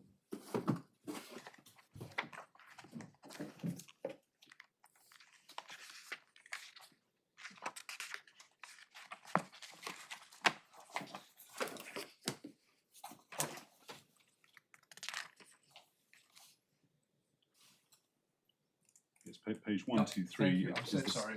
It's a few pages extracted. No, it's entirely my fault. I just wanted to find it and couldn't. Right. With this many bundles. Sorry, you take this to. Yes, the third challenge. Yep. Core bundle again, tab 18, volume 3 of the core bundle, tab 18, page 789.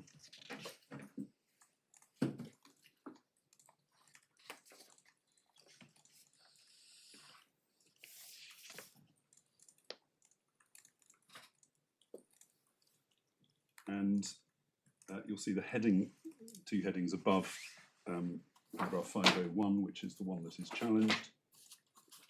Scanning and loading units of delivery. Paragraphs 6.215 to 6.286 of the EVJD for Mr. Hornack. Mr. Hornack was one of the comparators working in an ambient distribution centre.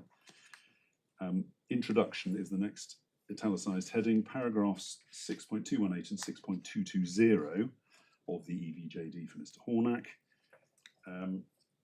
You will see, so that this bit under the italicised heading is dealing with 2 paragraphs. The second of those is dealt with further down. You can see, for example, 503, there's a relevant reference to 6220. What 501 is talking about specifically is 6.218 of Mr. Hornack's EVJD. That we have, I don't need to take you to it unless you want me to. It's in the core supplementary bundle at page 125, so a couple of pages on from Mr. Young's EVJD that we were just looking at. But the simple point on this one is, again, core supplementary bundle, tab 2 this time, page 29.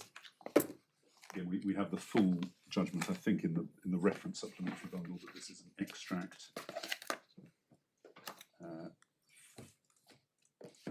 from the first reconsideration judgment from the Tribunal, 30th of May 2025. Sorry, just find it. So it's the core supplementary bundle, tab 2, page 29. Paragraph. It starts at 127.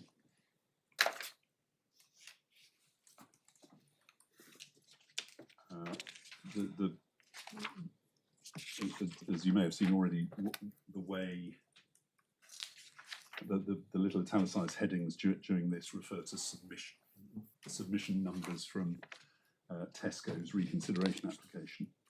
So submission 20 is the heading above 127, handling UODs in ambient DCs. So we're in Mr. Hornack territory. 127, submission 20 concerned what we said in paragraph 501 of our second reserve judgment about paragraph 6.218 of the EVJD for Mr. Hornack. So we're talking about what you've just seen in paragraph 501, which is the one that's challenged. They then go on to say, to quote from paragraphs 252 to 253 of the respondent's application for reconsideration, and then 128, we accepted that submission. They go on to say why, but over the page 30, the last sentence, we therefore have incorporated paragraph 6.218 in our statement of Mr. Hornack's work. So whatever the concern on Tesco's part about what's in the second judgment about this paragraph, it has been accepted by the tribunal, and this challenge falls away. So that's the one that's been sorted out insofar as it needed sorting out by reconsideration. Very nearly finished. Just a couple of final comments, and then I'll stop. In Tesco's skeleton argument, and this is towards the end of the section 5, which deals with ground 3 of the substantive appeal, they make a number of comments about the reconsideration judgments. Where's this one? Tesco skeleton for this one. Where in the skeleton? 5.8, page 31. My apologies. So we've dealt with the specific challenges previously. They then go and make a number of comments about the reconsideration judgments before at 5.10 asking this court to make various things clear to the tribunal. As I said earlier, and I'll reiterate briefly, the reconsideration judgments, the first one wasn't appealed at all, the second one was appealed, and that's the Judge Taylor judgment from last Thursday. There's been no subsequent appeal against that, and presumably there won't be because the appeals were successful. So insofar as these paragraphs in the skeleton argument are seeking to criticise the tribunal in relation to the reconsideration judgments, well, that is not something for now, and hopefully for good. That's all I want to say. Thank you very much. Yes, Mr. Trance. My lords, my lady, I'm obviously not going to make very much progress now. What I thought I might do is set out, as it were, the menu as to what I'm going to be dealing with tomorrow, but also address one other matter, which is my Lord Justice Underhill indicated that there might be some approaches to modern equal pay law that require some deprecation, and I will touch upon that, albeit very briefly. I wish I hadn't said that now, but I'd be interested to hear what you say. But I can't resist, I'm afraid, taking the opportunity to share my pain. It falls to me to deal with grounds 1, 2 and 4. Very broadly, what we're going to say is this. In relation to ground 1, we're going to say that the basic approach that the tribunal takes to identifying what is and is not work is correct, for reasons that I will explain. dealing with it in terms of sub-grounds, we're going to say that the process that the tribunal goes through in making its judicial determinations is not the making of findings about generic jobs. But what it does do is it uses the broadly generic nature of the roles in issue to help it make findings about what the individual job holders actually did. And that's Lady Justice Laing mentioned earlier, what's the big finding that EAT thinks the tribunal has made? And I'll come to that tomorrow. But in essence, the big finding that they make is that there is a standardised requirement for people who work as customer service assistants or customer assistants to be doing essentially the same thing in this particular context in which they work across the country. And that is equally true, with the possible exception of the man who came to know affectionately as Super Wayne, in relation to the warehouse operatives. Indeed, in their case, as you already heard, they're driven round on their assembly work by a device on their arm that tells them precisely what to do from moment to moment. So it's difficult to imagine a more standardised job than one in which a computer tells you second by second where you're supposed to be and what you're doing. And the essence of the tribunal's approach then, as I'll explore with you tomorrow, is to say, well, if what Tesco has done is to try and define standard roles across its organisation, and if what it then does is prepare training materials which set out in detail what you're expected to do in that standard role, then that seems like a very good starting point for what the role will actually involve. If we're trying to work out what the work of any one individual is, that's excellent evidence. And it's ultimately a matter for them, we say, as it would be for any fact-finding tribunal, to determine what weight they give that evidence. So we're going to say in relation to the second and third subgrounds, the weight they give to employer requirements, or it's not, in fact, of course, they go more broadly than requirements, encouragement, where they condone a particular activity, where they fail to object to a particular activity. That is something that they're entitled to take into account, and I'll seek to demonstrate that by reference to the authority of Beale. And the weight that they give it, once they take it into account, is entirely a matter for them. Also, it's entirely a matter for them how much weight they give to the training materials in the circumstances I've just identified. And it's easy to be pointed to a passage and say, well, here, look, someone with the title manager is disagreeing. But one has to bear in mind that this is a tribunal that heard weeks of evidence, subject to cross-examination, and they reached, you will have seen from first judgment, highly critical conclusions about the credibility of the evidence that was put before them by Tesco. So just, we will say, as in any case in which a tribunal is deciding facts, it's entitled to take into account all the evidence and decide for itself who it believes. And save in really exceptional circumstances, it's not for an appeal court, and certainly one that's not heard or read the evidence, to be forming the view that it should have preferred, for instance, the evidence of a manager over the content of some training material. So that's ground one. Just sorry to interrupt at this very early stage.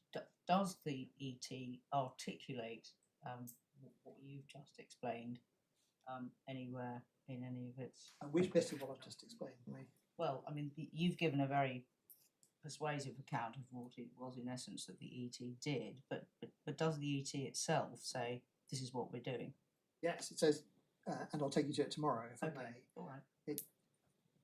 But it's paragraphs 13.3 to 5 and 14, I think, in its first judgment, Right. where it's in the middle of attempting, I have to say, I think probably unsuccessfully, to distinguish Shield and Coombs, which I'll come back to. It makes this point about this being an organisation which has effectively a standardised requirement. Yeah. And that's what makes the training material so useful.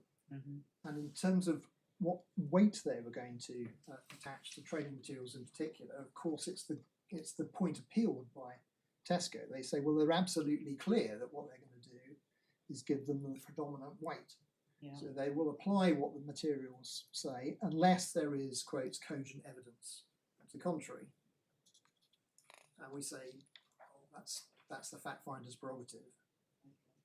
Now that's not to say, and I'll develop this a little more this afternoon, that there might not be, in the literally thousands of findings of fact that they make, some examples where they get them wrong, and we know the AT has overturned some.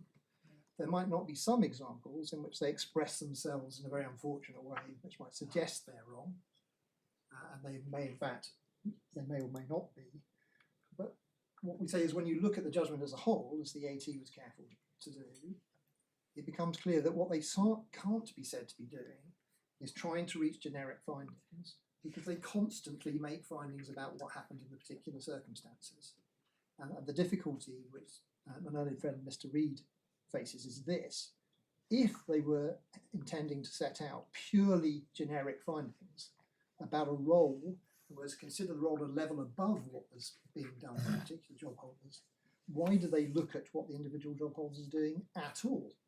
Why don't they just say, well, the training materials make it clear that's an end of it?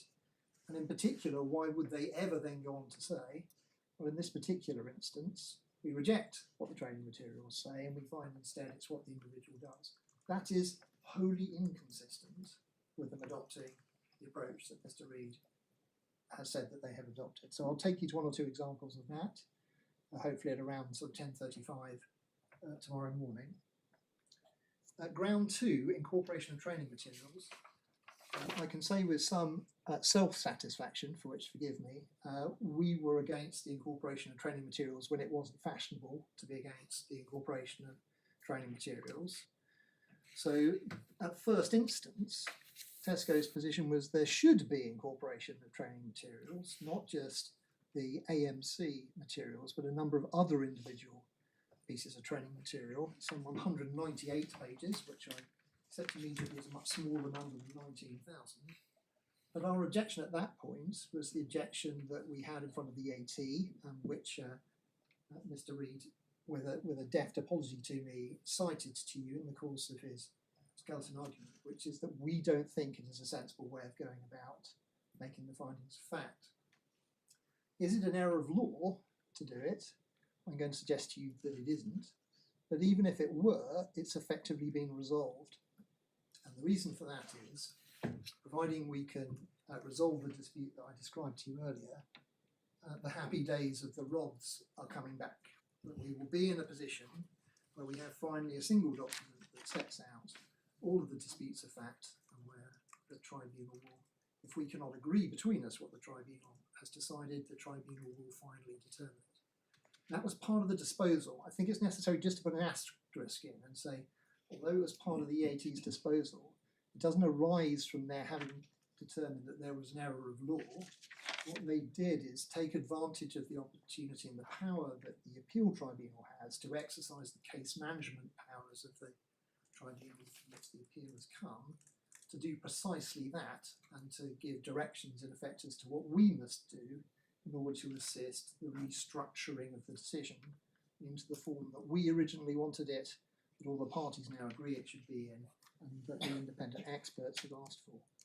Because that is happening, it seems to us that it becomes really rather an academic question as to whether or not there's an error of law in the first place to incorporate the material. But insofar as it matters, I'm going to try and say to you that it wasn't. When we come to ground 4, from our point of view, it's even more baffling.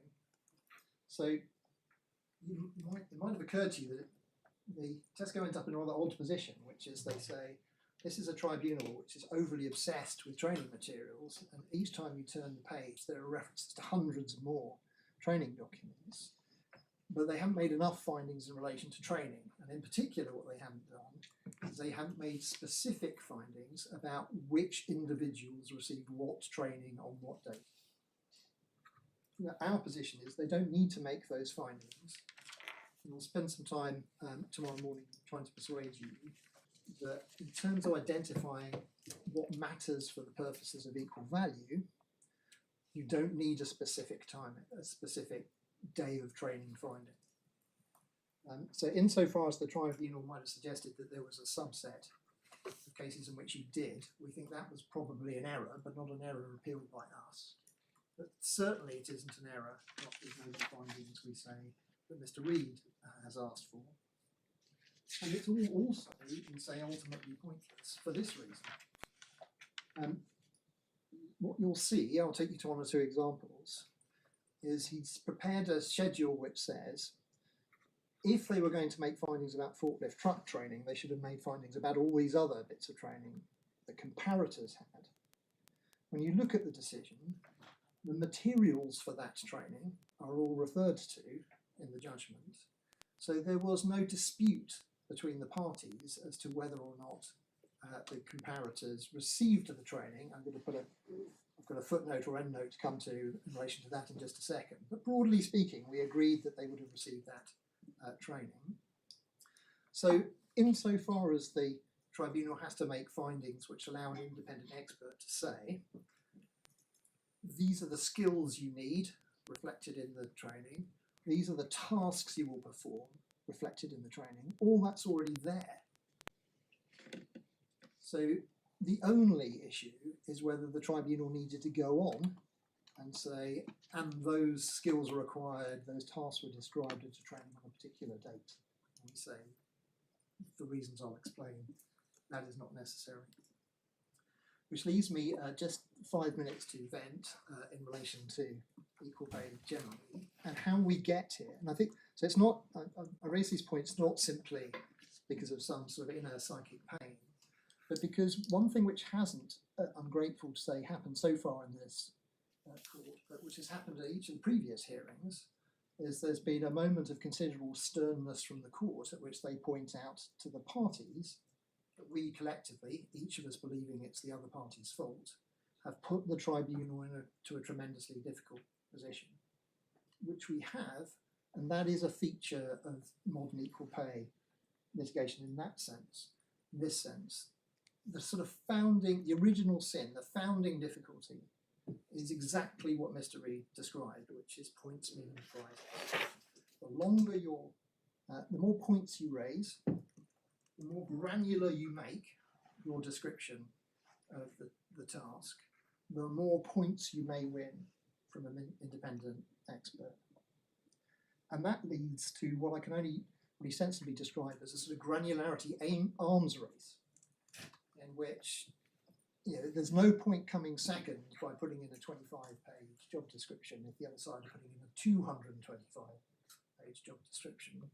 And it leads to an exceptional level of granularity.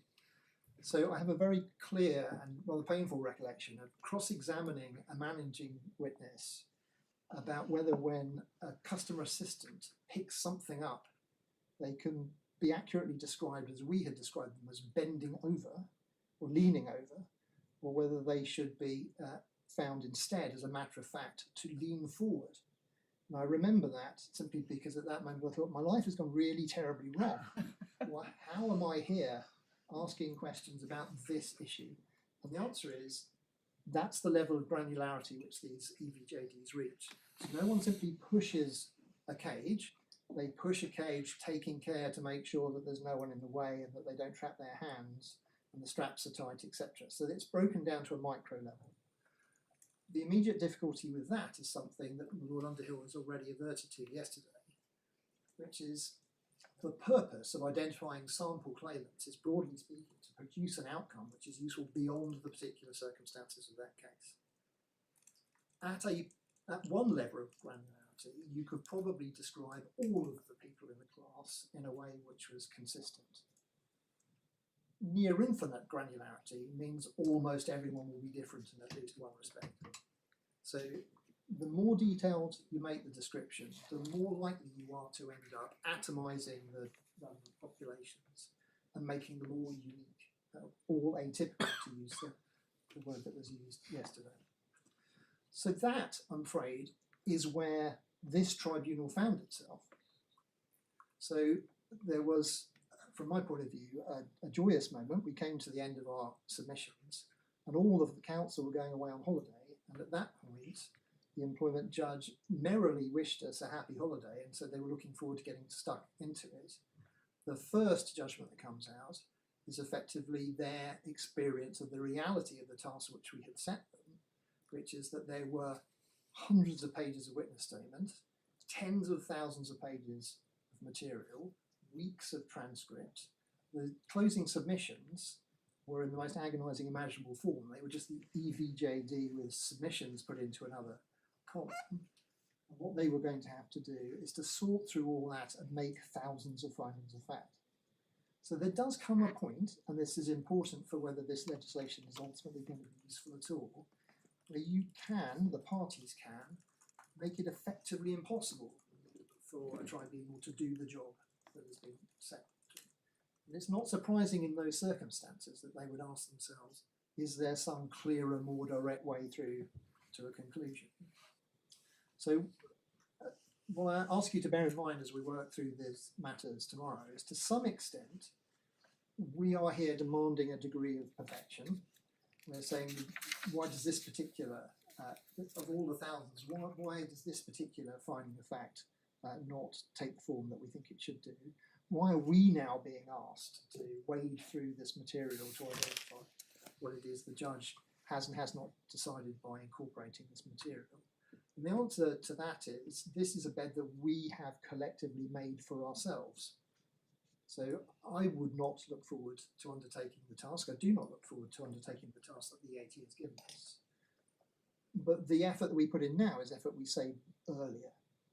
It's the effort that the parties saved by abandoning the round table process, that the parties saved by not putting more effort into narrowing the issues earlier.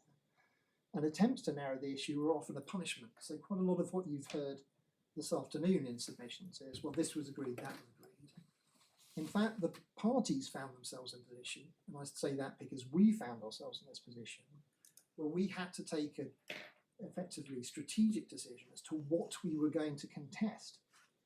Not that we agreed that the way in which something in particular had been in substance described accurately, but that if we contested everything, the hearing would effectively never finish. It would become impossible to do. So each party has reached agreement in relation to matters which really take the form of not being prepared to contest the issue. Now, I'd say immediately, we're stuck with that outcome, which I'm forced to, but nevertheless, even if unenthusiastically, prepared to grasp. If we have said we're not going to contest that issue, and that's a matter that goes before the tribunal. But the tribunal was put in a somewhat unusual position, which is that it was trying to have to reach consistency across all of these matters in circumstances where we had been consciously overwhelmed. And that's where it found itself. So it's not really my job to try and induce sympathy in you for the poor employment judge. But there is a degree of sympathy objectively due. And I think that means that when we take you to examples tomorrow, which I will do, it does have to be borne in mind that we are putting our hands into a barrel of a very large number of findings, and we are pulling out individual examples that we particularly like the look of for purposes of developing argument. But it also means, I say, concluding, sorry, having run a minute over, that you should be suspicious, to trespass on my learned friend's points, of arguments that if you can find one or two examples, then the answer is simply to send it all back for reconsideration. Because on any view, this has been an immense task, which has consumed not just the fees of my learned friends and myself, but also an immense quantity of the tribunal's allocation of resources. So this is a case which tied up an employment judge for months, and it meant that other parties didn't get their hearings determined because we had kept him busy dealing with this. And what I'm horrified to hear is that the proposed disposal is not, if we're unsuccessful in seeing off the grounds of appeal, to send it back to the judge who already knows what he's decided, but to dip deeply into that pool of resources again and give another panel a try. So that point that we got ourselves here is something that I ask you to bear in mind when you're approaching both the consideration of the specific examples, but ultimately questions of disposal. So unless I can help you further on those points, I'll resume tomorrow morning with the substance. Could I just ask one question? Forgive me. This probably goes nowhere, but just to get an overall picture. You explained persuasively that this is something that culturally has happened to equal value litigation over the last 10, 20, 30 years. Nevertheless, I mean, I think Mr. Reid gave the impression that the initial indications from the independent experts of what they expected almost committed you, maybe not to 100 pages, but to a very granular approach in the first place. Once they have said this is what they want in order to do their job, you are less to be blamed in giving it to them. But maybe they're doing that because they themselves have been influenced by how it's been done in other cases they're aware of. Yes. But in terms of this litigation, in the sense they fire the first shot, they send out a letter saying, pleased to be instructed in this case, this is what we want. Now, they don't ever anywhere say 100 pages or even 50 pages, but looking at what they said they wanted, it was implicit that they wanted something very detailed indeed. Yeah, that's right. I want to be fair to them and to say this, that I think I'm not on the other cases. Those instructing me are certainly involved in a number of them. I haven't been involved in ASDA. Our lead independent expert is one of the experts in the ASDA case, so they certainly have a detailed experience. I think two things really. One, I think this cultural drift is something that the independent experts are certainly dragged along by, if not driving themselves in the way in which that you've identified it. But I also think, having spoken to counsel in other cases, that we are highly unusual in just how many issues of determination we put before the tribunal. So I think the approach of having a table and identifying the job tasks is entirely standardised. And personally, I can't imagine how else one would do it, which is why I was clear in the AT, and if there's any doubt, I'm clear in front of you that we think the RODS is the appropriate way forward. But that question of granularity is ultimately up to us. So we had guidance from the independent experts, but also the independent experts were saying to us from time to time, well, we don't need every detail. We're not going to be working through, in particular, to give you an example, every time we said that one of our claimants picked up a product to check it, that would be corrected to glanced at it by the respondents. Yeah, that's too granular, really, I think, for the independent experts to be really interested in. But it's not bad faith. I think it's driven by a degree of kind of fear and paranoia on the parties' part. But if they don't make that one point, that may make the difference. Thank you. Thank you. Are we still on track for tomorrow without any difficulty? I thought so, yes. Yes. We'll say 10:30 tomorrow. Court is able.